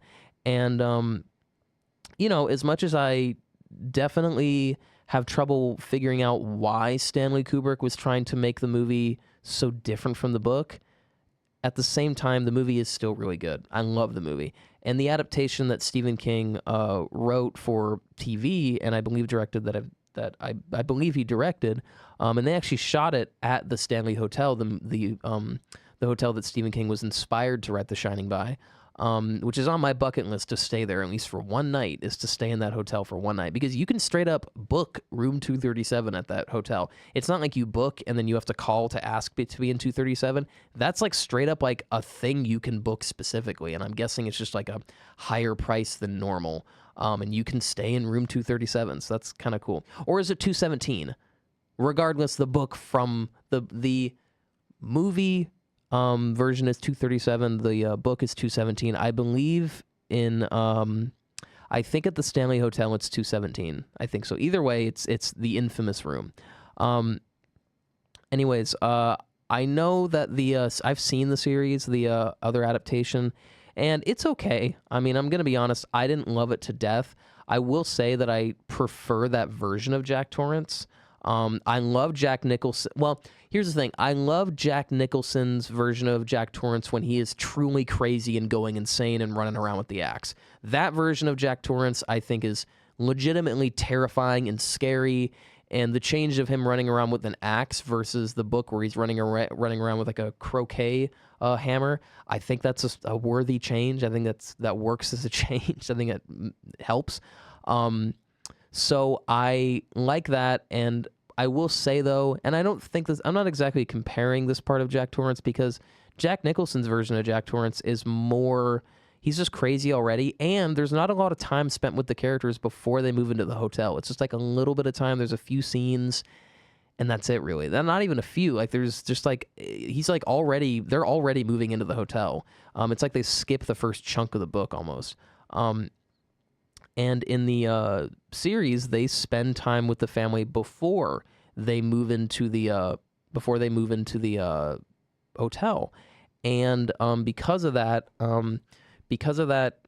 you definitely see a different version of Jack Torrance, and that version of Jack Torrance before the hotel that that actor plays, who isn't Jack Nicholson. It's, you know, it fleshes him out a lot more and makes you see him just more as a complete human. However, when the scary stuff starts to happen in that version of The Shining, not a whole lot of it is really that scary, if I'm honest. And I was hoping that version of Jack would get a lot more screen time when he goes insane. And it's surprisingly kind of short when he goes insane. Maybe in the book it's a lot shorter than I think, but in the Stanley Kubrick movie, it's like a large chunk of the last like half of the movie is Jack going insane and all this stuff. But, you know, whether you love any version of The Shining or not, whether it's the TV version, the movie, or if you just like the book, or if you love all three, like I love the movie, I really like the book, and the TV series I definitely think is pretty cool. I don't love it, but I think it's pretty cool. I do think that the scariest is definitely the Stanley Kubrick movie. It's terrifying. Like that part with the hag woman coming out of the shower, like that is the one kind of a scary scene in a movie that has stuck with me my whole life. I remember seeing that when I was probably like 11 or 10 for the first time, and I'm almost 25 and I still think about that scene. That scene is still terrifying to me. And I was watching Dr. Sleep the other day because I was curious about the sequel, and she appears in that movie, and that even then I was scared to see that gross hag woman again. And yeah, that's just, it's that woman has, the fear I have for that ghost has stuck with me for a long time, over close to 2 decades. It's crazy, man. But I was watching the movie Dr. Sleep, and that's a really interesting movie because I haven't finished it. I'm only halfway through, but it's an interesting movie because it is a sequel to the movie The Shining of Stanley Kubrick's movie. However, it's also a movie that kind of works to reconcile Stephen King and Stanley Kubrick's, I guess, beef with the first movie, and I think it does so by I'm pretty sure, at least while I was watching it, it seemed like it was drawing on like whenever Danny would go into like whenever they would explore the past of when Danny was a kid, it seemed, and when he would talk about the past and stuff like that, it seemed like they were kind of using that opportunity to for him to, they were using that opportunity to either show and or tell about aspects of the Shining book that weren't in the Stanley Kubrick movie that they could squeeze in there so that this sequel would add more to the original, and the stuff they added to the original would make it more accurate to the book, which I think is really cool. I like that approach a lot. And, you know, the original is great. It has its flaws. I mean, I'm going to be honest, like, it does have flaws, but I still think it's at least a solidly terrifying movie. And the sequel, Dr. Sleep, I think it's cool. I'm not all the way done with it, but I like it. And it might go on my list of Stephen King books I want to read, but I'm not really sure. I'll cross that bridge when I come to it. I at least want to finish The Shining, and then probably the next Stephen King book I read will probably be it. Like the top 3 I want to read are, well, I'll do like the top 5. I know that roughly the amount of books I want to read in my life is like, I think it's like 30-ish, which isn't crazy if you give yourself like your whole life to do it. It's not that hard. But I'm trying to finish all of them in the next 5 years. I think I can do that. I'm hoping at least. But the top 5 Stephen King books that I personally want to read are, of course, The Shining, It, The Stand, at least the first Dark Tower book. I want to read that whole series, but I want to at least read the first one.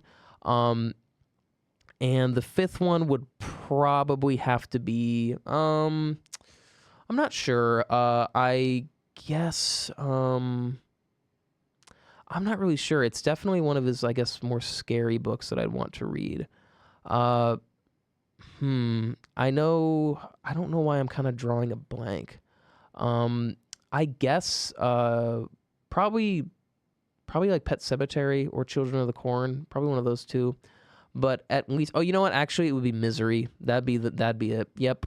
So top 5 are The Shining, It, Dark Tower, first book, The Stand, and then Misery. Those would definitely be in the top 5 for me. I know he's written, of course, tons of other books, but you know, I'm not pressuring myself to read all of them. So, but I want to read at least those top 5. I think those are like his big hits. I mean, I know there's Pet Sematary, Children of the Corn, there's Carrie, there's Cujo, and other books that I'm forgetting, but those for me are like his top 5 those are the top 5 that are among his classics that I'm the most interested in reading. But it's pretty cool stuff though. You gotta love Stephen King. But yeah, I mean, in terms of what I've been watching this week, that's really the main stuff I've been, I guess, the new kind of, I guess, nerdy content that I've been consuming has been that stuff. I guess I've just been on like a Stephen King kick. And at the very least, so I want to read The Shining and It. Everything else, as much as I want to read it, it kind of pales in comparison in terms of like how much I want to read it compared to just those first 2, The Shining and It. Those are the main 2 that I want to read. And I've attempted to read It many times in my life. I tried to read it a bunch of times when I was a kid, and I guess the age I was at was just not, for some reason, my brain wasn't fully developed, I guess, enough for me to fully comprehend everything I was reading. And most of it was just kind of like, it just went over my head. And now I'm finally at the age where that's not a problem anymore. And I'm getting in the habit of just reading more. Like, that's just a daily thing I want to do, where I just read at least a little bit every day. And I'm hoping that I can at least finish those 2 when it comes to Stephen King books. The other books I'd love to read, there's a lot, but I definitely want to read those books from Stephen King, and I want to finish the Game of Thrones books, of course, and I want to finish Fire and Blood, the Game of Thrones history book, and I'm hoping to God we get Blood and Fire so that we can get the rest of the history of the Targaryens and hear way more details on the Blackfyre Rebellions, as well as details on Daeron the First's reign, which I'm really interested in, and also hearing details on Aerys II's reign. And I'm also very curious about Mykar's reign and Jaehaerys II's reign. We don't really hear a lot about Jaehaerys II. I know that the last Blackfyre Rebellion happens during his reign, but I'm still curious about just learning about him. But there's that book, and I also want to read I've listened to the audiobook of The Road by Cormac McCarthy, and that's an incredible book, even though it's so depressing and dark and utterly hopeless, but it's such a beautiful story with themes of just love and carrying on and pushing ahead no matter what. It's a beautiful story, but I have that book pretty much out of the way, and I at least want to read Blood Meridian and No Country for Old Men after that. And I also want to read, I'm just going over my book list right now, but I'm enjoying it, so it's fine. There's a few Hunter Thompson books I want to read. I want to finish Fear and Loathing in Las Vegas, and then probably at the very least after that is Hell's Angels, because I've listened to a little bit of that book, and I just loved the way he was writing it. I thought the story was really cool, don't get me wrong, but just that guy's writing style for that type of writing, the gonzo journalism, talking about the Hell's Angels, I remember reading or listening to the first chapter, and I was like, man, that was just so well written that I want to just finish this book. And it's a cool story, but it's mainly the writing. But I want to read those, and there's a bunch of other ones, man. There's a bunch of books. I think I counted all of them up to like 25 books that I have that I want to read. It's like 25, but I say 30 also because there's at least a few I'm forgetting probably that I also want to read. But yeah, I'm hoping I can actually finish all those books in my lifetime, because I'm trying to like do stuff with storytelling in my time. I want to write movie scripts. I want to write books. I want to make movies. There's a lot of like story-oriented stuff I want to do with my life. And, a good way of just getting better at learning how to tell a good story is being in the habit of not only consuming great TV, movies, video games for that matter, it's also in, comics, but also just plain old books, plain old solid novels, and just consuming story, I think is, of course, the most important thing you can do when trying to get better as a writer. But at the same time, also making sure to consume it from multiple mediums. Even if I feel like, even if you're just like trying to write scripts for just movies, if that's all you want to do, I mean, that's great, first of all. And it makes sense to just zero in on only learning about stuff that has to do with that. But I feel like because you're telling a story, it's good to at least like dip your toes in other stuff, like, novels, comics, plays, TV, video games too, anything with a story, so that like I feel like you're still learning to get better. But that's just me talking. I guess other stuff this week, I mean, there's a few general nerd news stuff that I think is kind of worth talking about. We'll get Austin Powers to cue us in. Nerd alert! Thank you, sir. The Batman Part 2 is finally starting to film, dude. It's finally starting to film.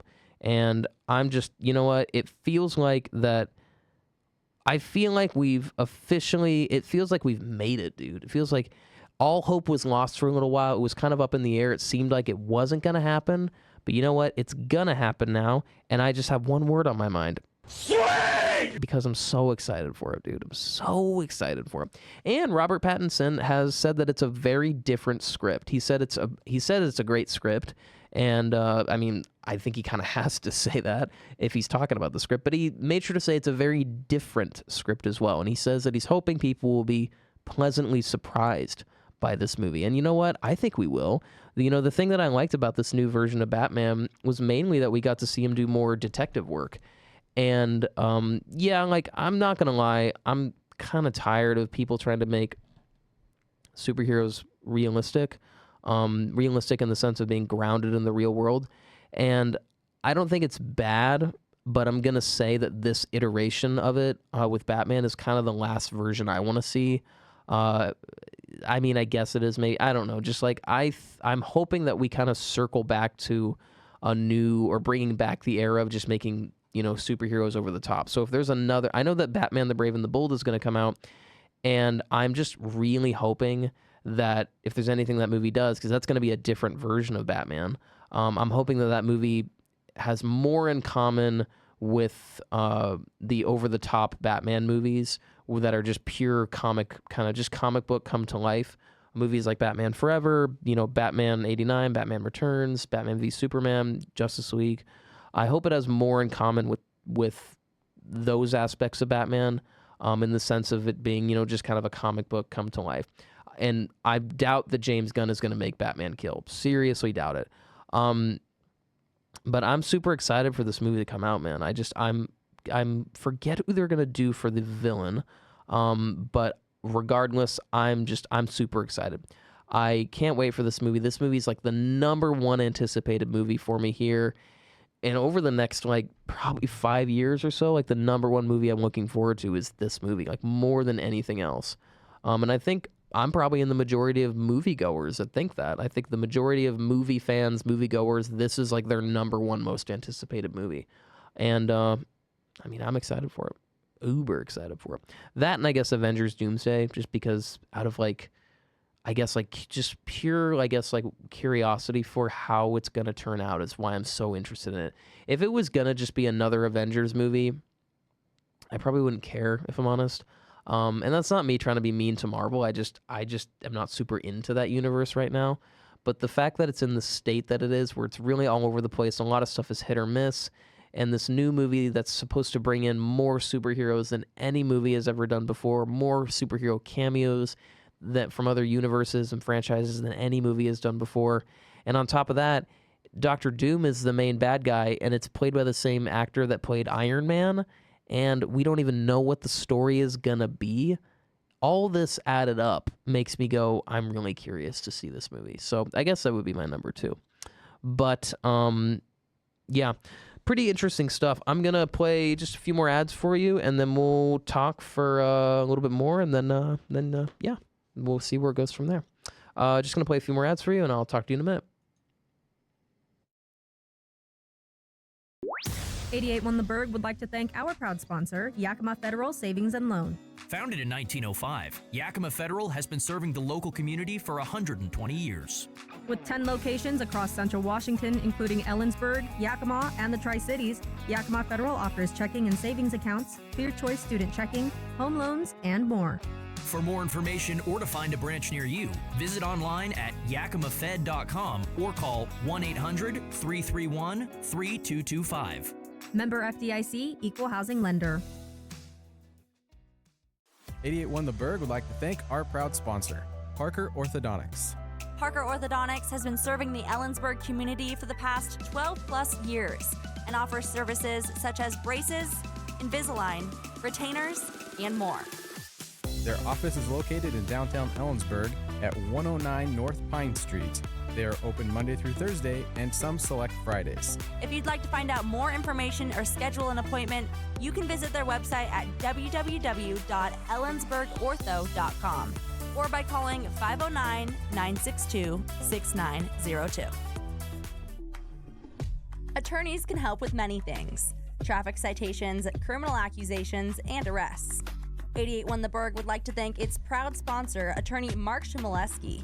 Mark's office is located on Pine Street in downtown Ellensburg, walking distance from the CW campus and the courthouse. With over 30 years' experience as a state deputy prosecuting attorney, municipal court judge, city prosecuting attorney, judge pro tem, and defense attorney, Mark can be reached at mac1law.com or by calling 933-1LAW. Ready for a good time? This is the energy I needed today. Listen live on the app or ask your smart speaker. KCWU Ellensburg. Good choice. The first ever Kittitas County Veterans Resource Fair is happening on April 18th in Cirque 137 and the Corridor. All veterans and service members are welcome to check out this event from 9 a.m. to 2 p.m. This event includes free military surplus gear, haircuts, and a raffle with an opening ceremony held by the Yakima Warriors. You can check out the full list of vendors on the CWU Veterans and Military Connected Student Center webpage or email vsp@co.kittitas.wa.us for more information. Again, that's vsp@co.kittitas.wa.us. All right, back at it again, man, for the final segment of the show. Just me rambling a bit more, but yeah, we'll just keep going. We'll keep going. Something a little different this week that I wanted to talk about, just because I think it's I guess it fits the show's vibe. But fun fact about me, I am a huge fan of the cryptid Bigfoot. Always have been ever since I was a kid. It's like among all the stuff out there, like UFOs, conspiracy theories, cryptids, unsolved mysteries, blah, blah, blah, blah, blah, paranormal stuff, everything in that whole world of, I guess, you know what I mean? Bigfoot is like the number one thing that I want to be real. If I had to say, if you're going to ask me if it's real or not, I'm going to say no. But I'm going to say that there's something going on with that, but I don't think, an 8-foot tall species of gorilla is living in the Pacific Northwest, and we just haven't found it yet. I seriously doubt that. That's just me talking. If you believe it's real, you know what? I wish I believed it's real. I wish I did. But I will say this. I will say, if you ask me, I will say no, I don't think it's real. However, I will say this. My rule in life is this. I will say, no, I don't believe it's real. However, if I actually saw one, I'm not going to deny what I'm seeing, but because it's so like fishy, all the evidence and stuff out there, I have to admit, as much as I want it to be real and how cool I think it is, I need to physically see one. And I don't mean see one like from 100 feet away, like with its back turned or something like that, because first of all, it's probably a bear. If it's in that, situation, I need to see one like 10 feet away from me looking at me. I need to lock eyes with this thing.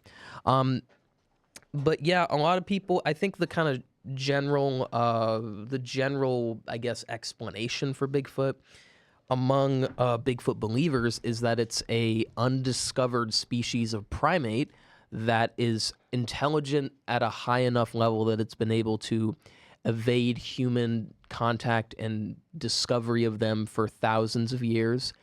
And it's getting to the point now where they think that there's more to it than them just being a species. There's some people that believe in Bigfoot that don't just believe it's a species, but believe it's a interdimensional species. And that, they kind of portal into our reality. And that's why we haven't found like any remains or anything. It's like whenever people have seen a Bigfoot, it's because it's like portaled into our reality and is doing something here for some reason. And as soon as it's done doing what it's doing, it kind of portals back to whatever reality or dimension it's from. And so there's that camp of people, and there's another camp of people that believe it's an alien, that it's like an alien species that kind of like gets dropped on Earth to like go do something, and when they're done, they just go back to their planet. That could be it too. Believe me, I want all three of those versions of Bigfoot to be real, whether it's an undiscovered species of highly intelligent primate, or it's an alien, or an interdimensional being.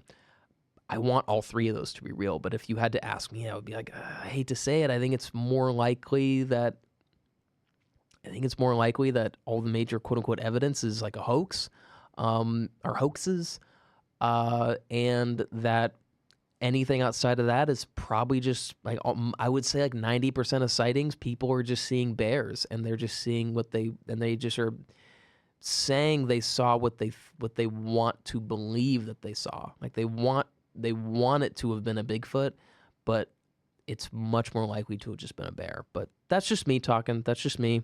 What kind of keeps me on my toes with it is I had a teacher in high school who didn't just say he saw Bigfoot. He said that he like walked out of his tent in the middle of the night in the middle of the wilderness with his flashlight on because he was hearing weird noises. And he pointed his flashlight out into the woods, and he goes like 10 feet away from me, a Bigfoot is there, and it's staring at me. And I have my flashlight pointed at its face. And he goes, I saw like bits of its jaw and teeth and everything. And as soon as it saw me and realized I could see it, it just bolted into the woods, and I don't know what happened to it. Like, I don't know where it went. And he goes, it left quite a trail, like that's for sure. But I have no clue like where it went. Like, I mean, I'm guessing what he means by it left quite a trail is that like it looks like something very big was running through the woods, but like it ended at a point where like you couldn't go beyond like anything that looked obvious. But anyway, I bring this up because in the world of, I guess, movies, I'm a big documentary fan. I really like documentaries a lot of the time. And honestly, I just love like putting on a documentary while I'm like playing a game or like working on, homework or like, doing art or just whatever. Just if I'm working on something or I'm playing a game or whatever, I like to just put on a documentary in the background. And I am really excited for this new documentary coming out on, I believe, April 15th is what I've read is the release date. It's just being premiered at film festivals right now. It's not, there's really no word of like what streaming service it's going to go to, so that's kind of up in the air, but they're discussing what streaming service that it's going to go to. But there's a new Bigfoot documentary that's hugely controversial in the Bigfoot community. It's called Capturing Bigfoot, and apparently it's going, we've only heard like reports of people that have just seen it like when it's premiered at screenings, but apparently in the movie they are going to reveal unearthed, recently discovered footage that is of the Patterson Gimlin film. And for those of you who don't know what the Patterson Gimlin film is, it's the very famous Bigfoot video from like the 60s, the really old one where it's walking across the creek and it like turns and looks at the camera and like does that kind of like really stretches its arms out wide. That's a really controversial video over the last like 50 years, and it's controversial because a lot of people, most people say, and by most I mean like probably like 80% of people say, yeah, that video's fake, it's a guy in a suit. But there's a large enough, I guess, group of people, like 20 to 25% of people that believe it's real.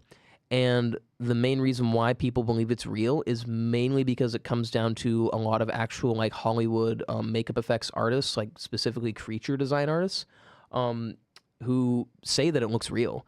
The guy who did the makeup for Planet of the Apes, the original ones from the 60s and 70s, he was flat out accused of being the guy who made the suit in the video. And he said, oh, I'm good, but I'm not that good. And on top of that, you have this one famous Hollywood actor, but it's the type of actor that specifically specializes in like creature acting. So he would like he would play like apes in movies or like animals, just like, anything that like a human could fit into a suit of, he would do that kind of stuff. And he was, very familiar with like primate kind of the way primates move. And he said, yeah, that video is 100% real. That thing moves like a primate. Not in the sense of it being like a human, but he goes, no, that like moves like a primate, but not like a human. He goes, that doesn't move like a human, but that moves like an actual like gorilla kind of primate. And so there's that guy.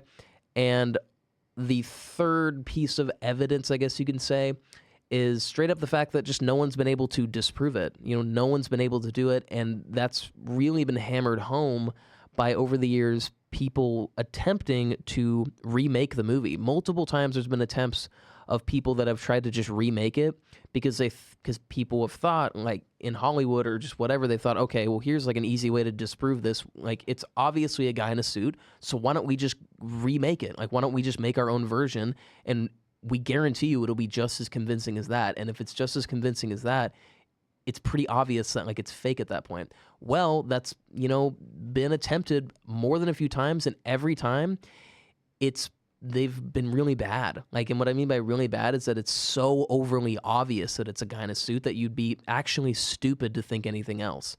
And also when you compare them to the original Patterson Gimlin film, it makes the Patterson Gimlin film look all that much more, I guess, quote unquote, real. And this mainly goes down to the way the person is moving, whether it's a Bigfoot or a person. It goes down to the way the person is moving. They move in a very odd way of like shifting their weight, and the legs move in like kind of a weird way, I think. And on top of that, the anatomy of the person is supposedly very unhuman. A lot of Bigfoot, quote unquote, experts point to it saying, yeah, no human on Earth fits those proportions. Like, even if that's a suit, there's no way a human could fit that anatomy and wear a suit and have it be that tight and snug fit around them. Like, there's no way. Like, either that is an incredibly made suit, or the human underneath it has some sort of physical deformity, but at a level where it makes them look like a different species of human. So a lot of Bigfoot experts say that, and I think some primatologists have looked at it and say that it's probably that it's more likely to. Well, I wouldn't say more likely, but it's less likely than you think to be a fake. But yeah, and also I'm not gonna lie, I'm really compelled by the footage because if you zoom in, there's been people that have enhanced the footage and have analyzed it deeply, and there's two particular frames of it that have made me think, well, I mean, maybe that is a Bigfoot, and specifically, I'm talking about the frame where the footage was enhanced to the point where they could make out more details than you wouldn't have been able to beforehand. And they zoomed in on the Bigfoot's face, and you see the actual eyeball of the Bigfoot. And what I mean by that is not an eyeball in the sense of it coming out of a mask. It looks like an eyeball that's coming out of a head that's shaped like, if that's a mask, it looks like the eyeball is part of that mask, but on the level where that looks like an organic head. Like that head is so tightly glued or put on that guy's head, if that's a guy in a suit, that it's hard. It's just, it looks too good a lot of the time. And what I mean by too good is not aesthetically too good. It looks like almost like too advanced for the time. It's made of a lot of people point to it being made of like artificial fur and stuff like that. And a lot of the artificial furs that are more commonly used in Hollywood now and the artificial furs used for a lot of suits at the time, it wasn't used on that suit. It was a much more advanced fur that I think had yet to have been popularly used. So it's the truth is what it comes down to is that what it comes down to for most people, in the sense of the point that most can agree upon, whether they believe it's real or not, they agree that if it's a fake, then that suit is really well made, and if it's either real or it's a really good suit. And another thing that goes with it is it's called Patterson Gimlin because it was filmed by Roger Patterson and Bob Gimlin. And they were in the mountains specifically looking for Bigfoot. Now, this is the part of it that makes it look maybe not super convincing, is that it's too convenient. If you go look for Bigfoot, and trust me, I have, and I've not come remotely close to finding anything. But Patterson Gimlin Film, these guys go out into the mountains of Northern California near Bluff Creek, and they go out looking for a Bigfoot, and they find a Bigfoot. And not only do they find a Bigfoot, but they capture the best footage of a Bigfoot in history. So it's a little too convenient. And also on top of that, they straight up made a documentary about Bigfoot, like their own little documentary about Bigfoot, like a little further before that. And also it's worth knowing that Roger Patterson, who's no longer with us, although he did swear throughout his entire life, even on his deathbed, that film was real, he was also a known con man, and he even purchased the camera for that footage that was used for that footage. He purchased it with a fake check. So that really adds up. But Bob Gimlin, who is still alive, he has sworn up and down his whole life that he believes it's real. And he has said the only way that thing could have been a hoax, like if that thing is a hoax, then I certainly wasn't told about it. He goes, he has been open to the idea of it being a hoax, but he's open to the idea because he at least is open to the idea of a hoax by saying the only way this could have been a hoax, and maybe it could have been, but he goes, the only way it could have been is I wasn't told about it. So I was fooled too. But regardless, the other frame though, before I forget, the other frame of the film that makes me go, okay, maybe there's at least more to this than we think. The first frame, of course, is like zooming in on the Bigfoot's face, and it looks like bizarrely, what's the term? I wouldn't say realistic, but like bizarrely, like I'll just use it for lack of a better term. It looks bizarrely realistic, like compared to other, makeup effects of primates at the time. And you can use Planet of the Apes as like a reference because Planet of the Apes won the Oscar for best makeup, so it's like seen as like one of the best in the world at the time. But regardless, the other frame that really gets me is there's a part where the Bigfoot is walking towards the woods with its back to the camera, and there was a frame where its back is to the camera, and its right leg, I believe, is up with the bottom of its foot facing the camera. And that frame was frozen, and they enhanced the footage so they could reveal more details from it that you couldn't have otherwise done beforehand, zoomed in as far as they could, and you see the literal outline of each of the toes, and you see it look like this actual like foot, like it's not like a regular gorilla suit where it's just like this furry foot boot you're wearing. Like you see the bottom of like a foot, and it's like and it's like you can tell it's like thick skin with no hair on the bottom of the foot, and you see these like really like well made, if it's a suit, really well made outlines of the toes, and it looks like bizarrely like realistic, and for lack of a better term. And all this adds up to me not saying definitively that footage is real, but it adds up to me being like, okay, if I had to pick one camp or the other, fake or real, I would say, like, you know, gun to my head, I had to pick it. I would say, okay, yes, it's fake, but you have to admit that is a really well-made suit, because parts of it are low-key fooling me a little bit. And also, people who have analyzed the footage have compared the size of the Bigfoot to like trees and other objects in the area, and based on just the general size of them, like they'll look at the, I think it's like birchwood trees or something like that.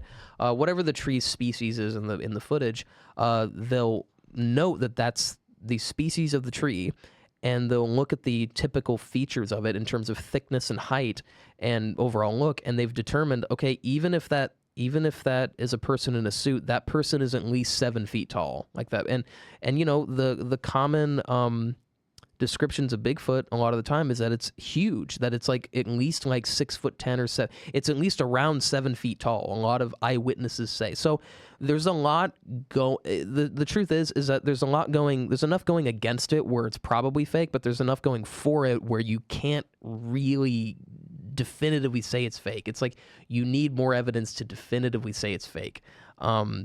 But what do I know?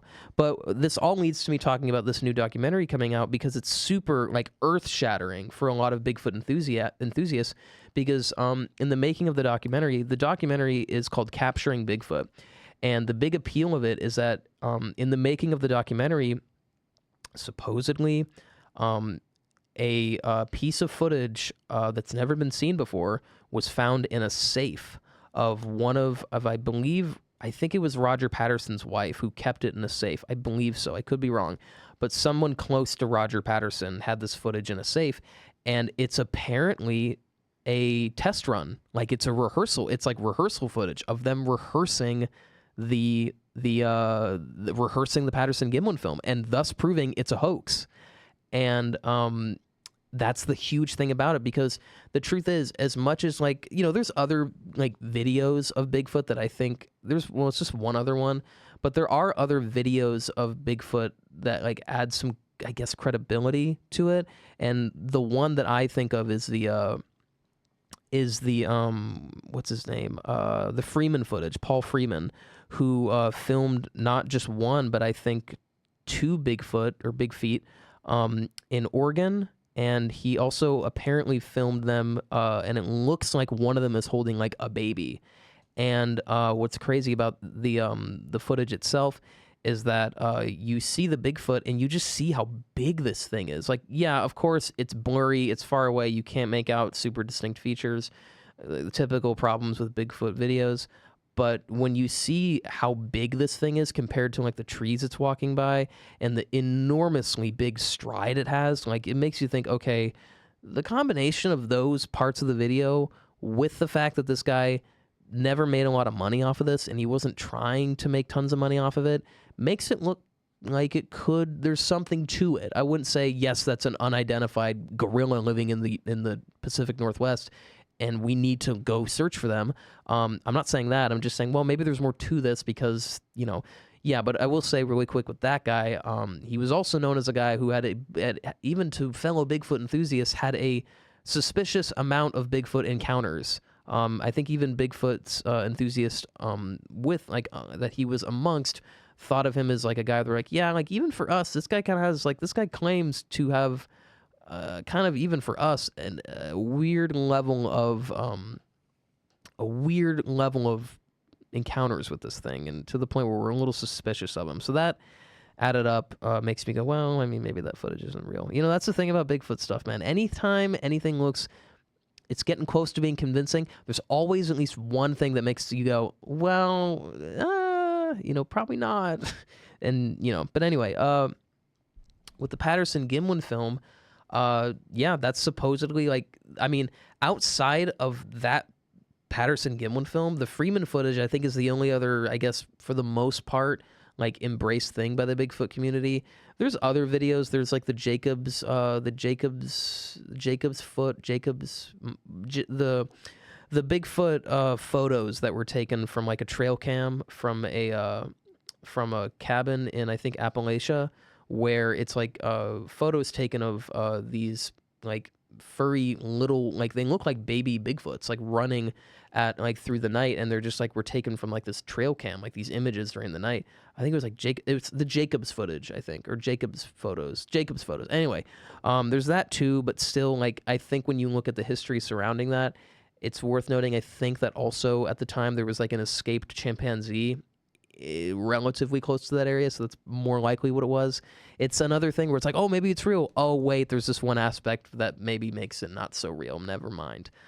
So, you know, there's that. But, you know, that's the big appeal of this documentary, because the one piece of footage that the Bigfoot community has held onto with like an iron fist, because it's real enough, but also has enough going against it that it might not be real, but it has enough going for it that you can at least say to a person who denies that it's real, yeah, but you can't prove it. You could at least say that. And I've said that before, like when I've had just fun conversations with friends about this, they'll be like, oh, that's a guy in a suit. I go, yeah, well, prove it.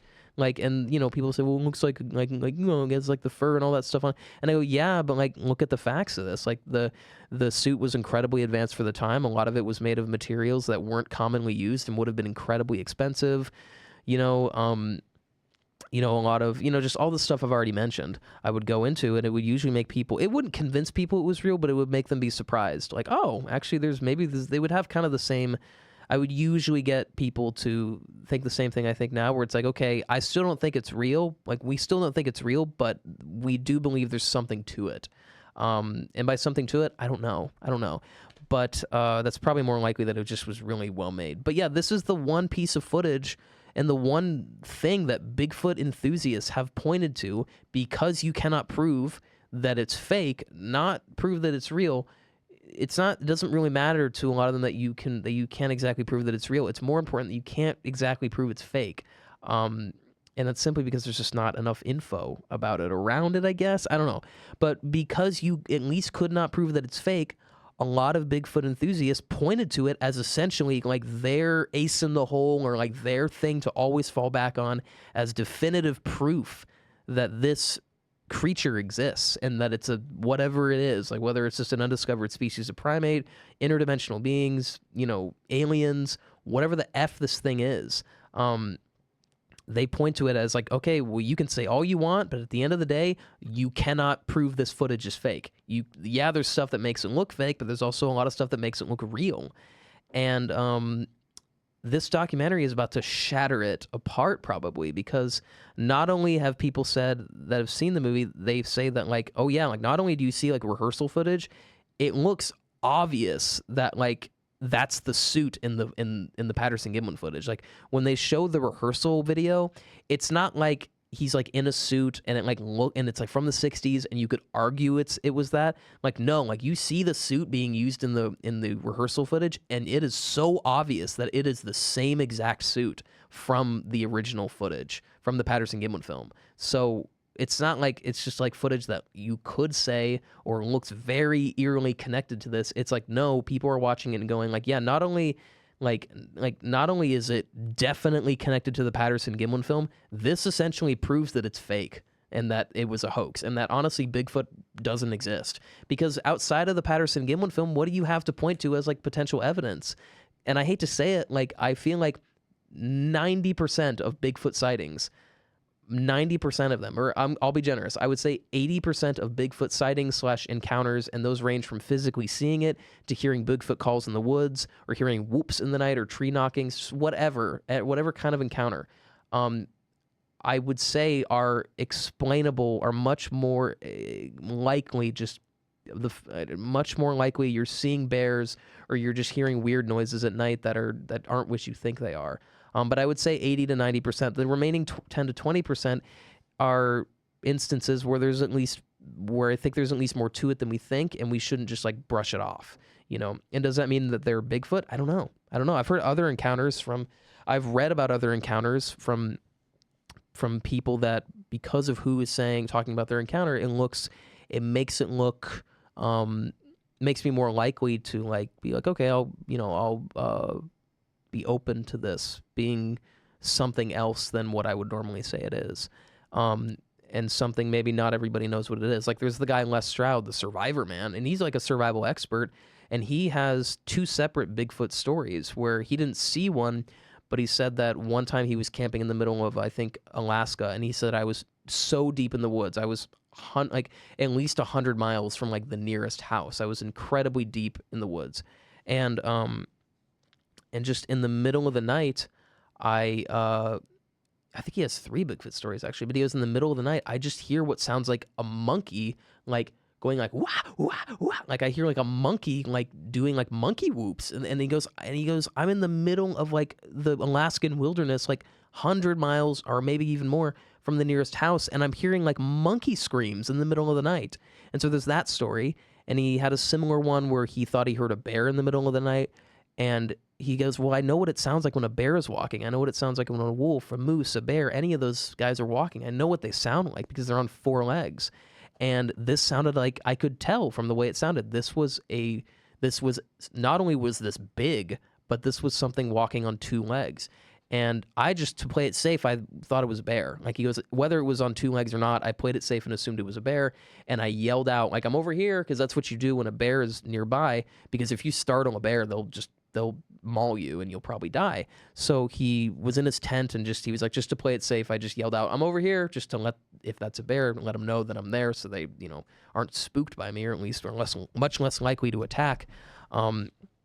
And he goes, but but I swear it was just like a movement that was just 1 foot after the other. It was something big that was on 2 legs walking. And he goes, and it was walking, and I yelled that out, and it just stopped, and then it slowly just walked away. And he said that he also had another encounter on one of the islands of Alaska. And fun fact, Alaska has like hundreds of islands, but he's on one of the remote islands of Alaska. So, of course, incredibly far from civilization, no like internet or anything like that. And he said in the middle of the night, he, I think, he heard something similar to, I think, like a monkey screaming or something like that, or he heard something walking. Anyway, he yelled out, like if it were a bear or something like that, and he didn't hear it walk away. He was like, no, as soon as I yelled out, I heard something on 2 legs sprint away as soon as it heard me talking. And I get that he's like a TV personality, he's the survivor man, but no, this guy is a legit survival expert and has like spent solid time surviving in the wilderness with no help. And so would I say he's a reliable source? I don't know, but it's really compelling. Let me tell you something.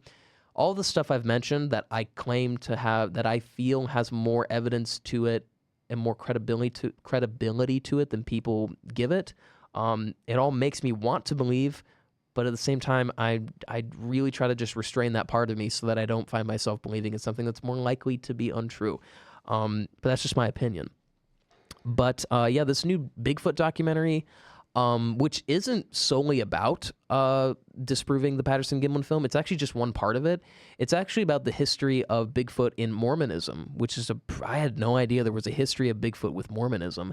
And I think supposedly in Mormonism they claim that I think Bigfoot is the descendant of a person in the Bible, like a person who turned evil, not Judas, but a different character, but or different person. But regardless, that's what it's mainly focused on. But a part of it is them uncovering this footage that supposedly disproves not just the best piece of evidence for Bigfoot, but honestly the only piece of evidence for Bigfoot. Like if it comes out and it is what people are saying it is, I hate to say it, it's going to essentially just like disprove for 95% of people the possibility of any possibility for the existence of Bigfoot. Like it's gonna completely disprove it and completely just bring the likelihood down to a near zero for most people in terms of whether they would ever believe in it or not. And which is pretty sad for the community, because supposedly another part of the documentary, they show this footage. They show it to a like Bigfoot expert, and he's a Bigfoot expert, but he's one of the last few Bigfoot experts, or rather just one of the few that exists right now. And I think the few that exist right now that are like him, people who have like legitimate like credentials, like went to college and like studied like primatology and like, animal science and just things like that. People with legitimate credentials for this, like, and so therefore them believing this is real, like, it's makes it compelling.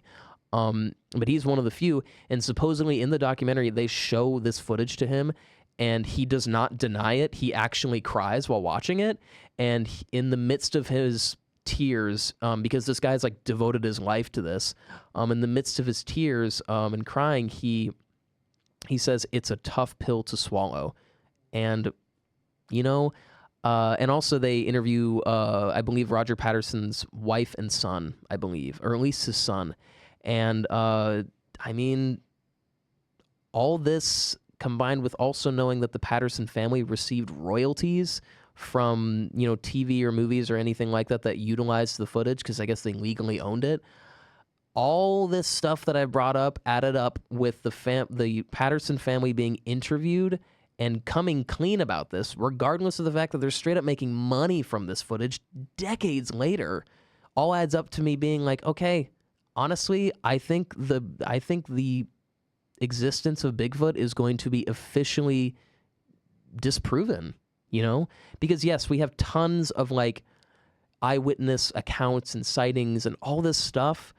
And we have some compelling footage, but I hate to say it, but the only thing that really, the only piece of evidence, quote unquote evidence, that stood the test of time and at least remained at the level where you couldn't prove it was fake, was the Patterson Gimlin footage. And it looks like we're about to get official proof that it's fake. Because not only do people say, oh yeah, it's definitely like rehearsal footage of like something related to that. People aren't saying that. People are saying, no, this is 100% undeniable proof that video was faked, because when you look at the suit being used in the rehearsal footage, it is so overwhelmingly obvious that it's the same one from the Patterson Gimlin film.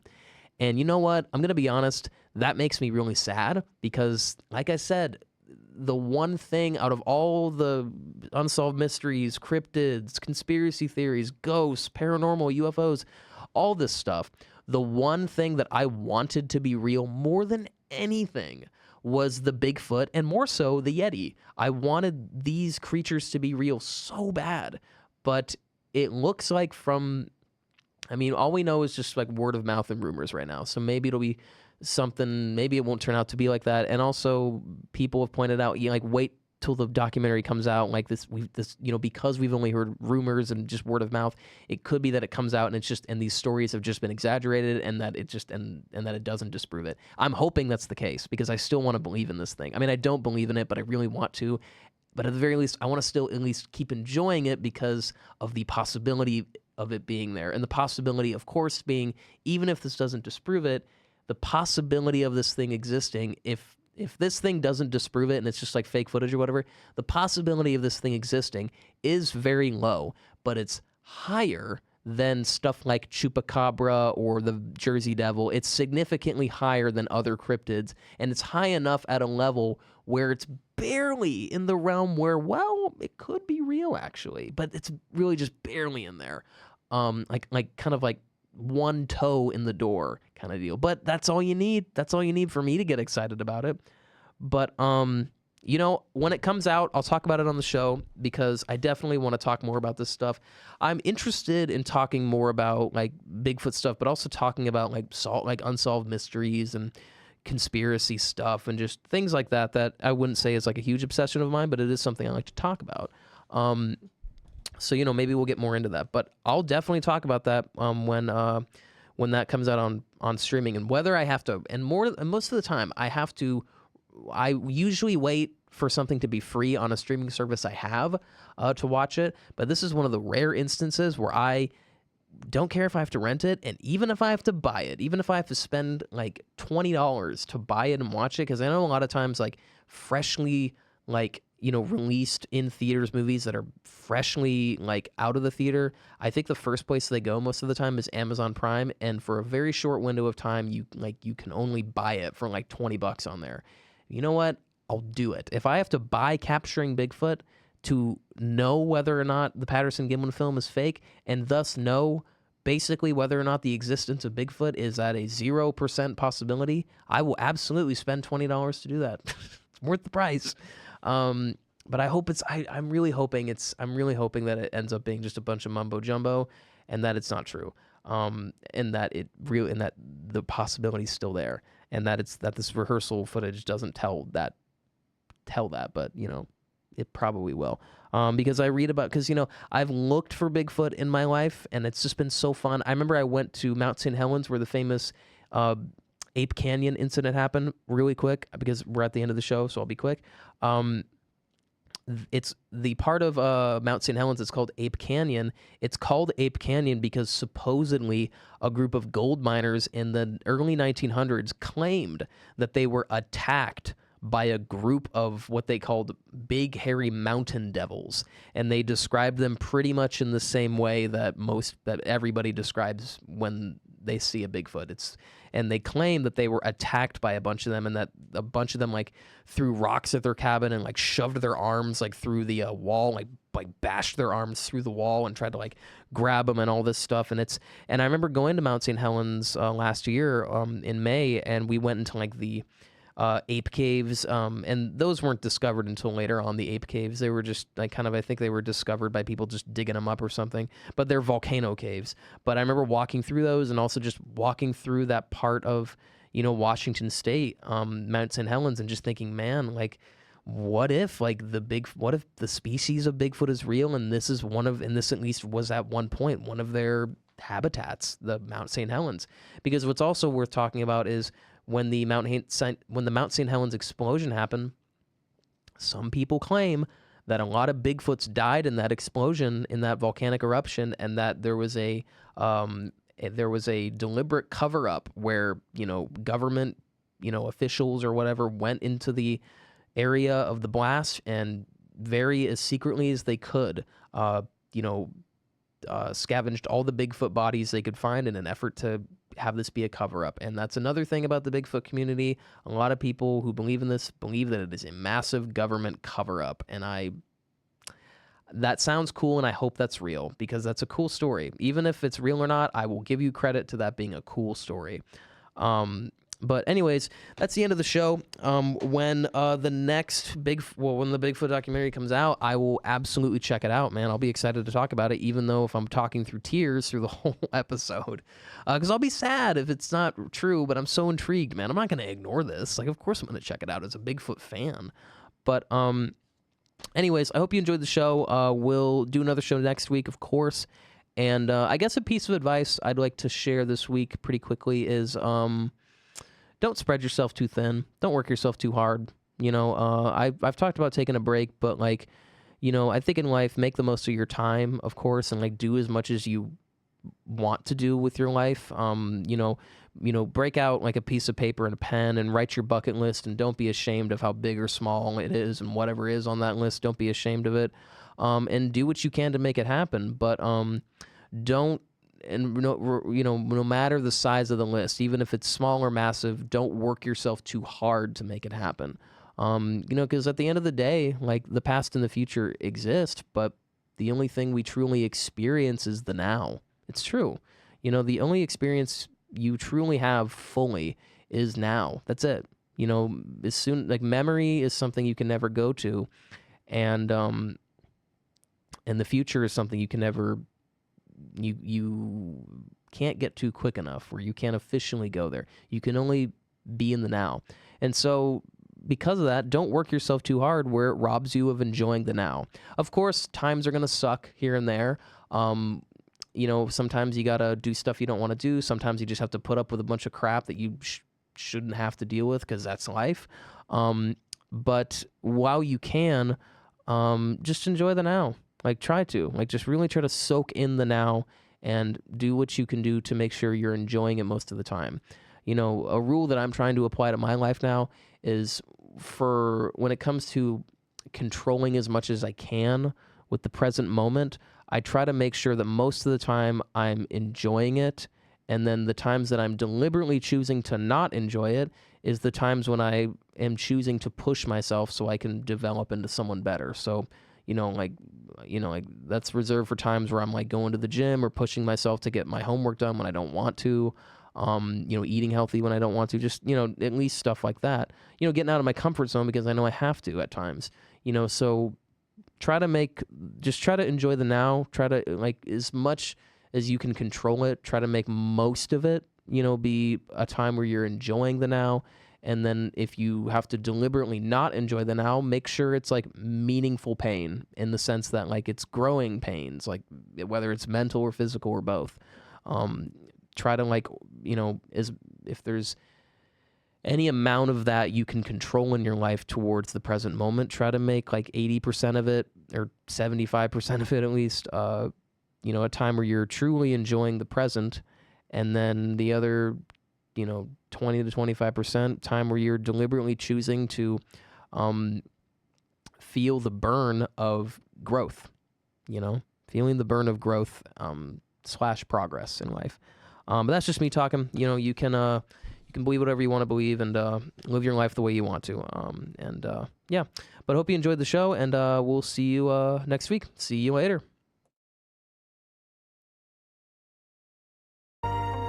Open the cage, let the birds fly. Having a little 90s flashback. Open the cage.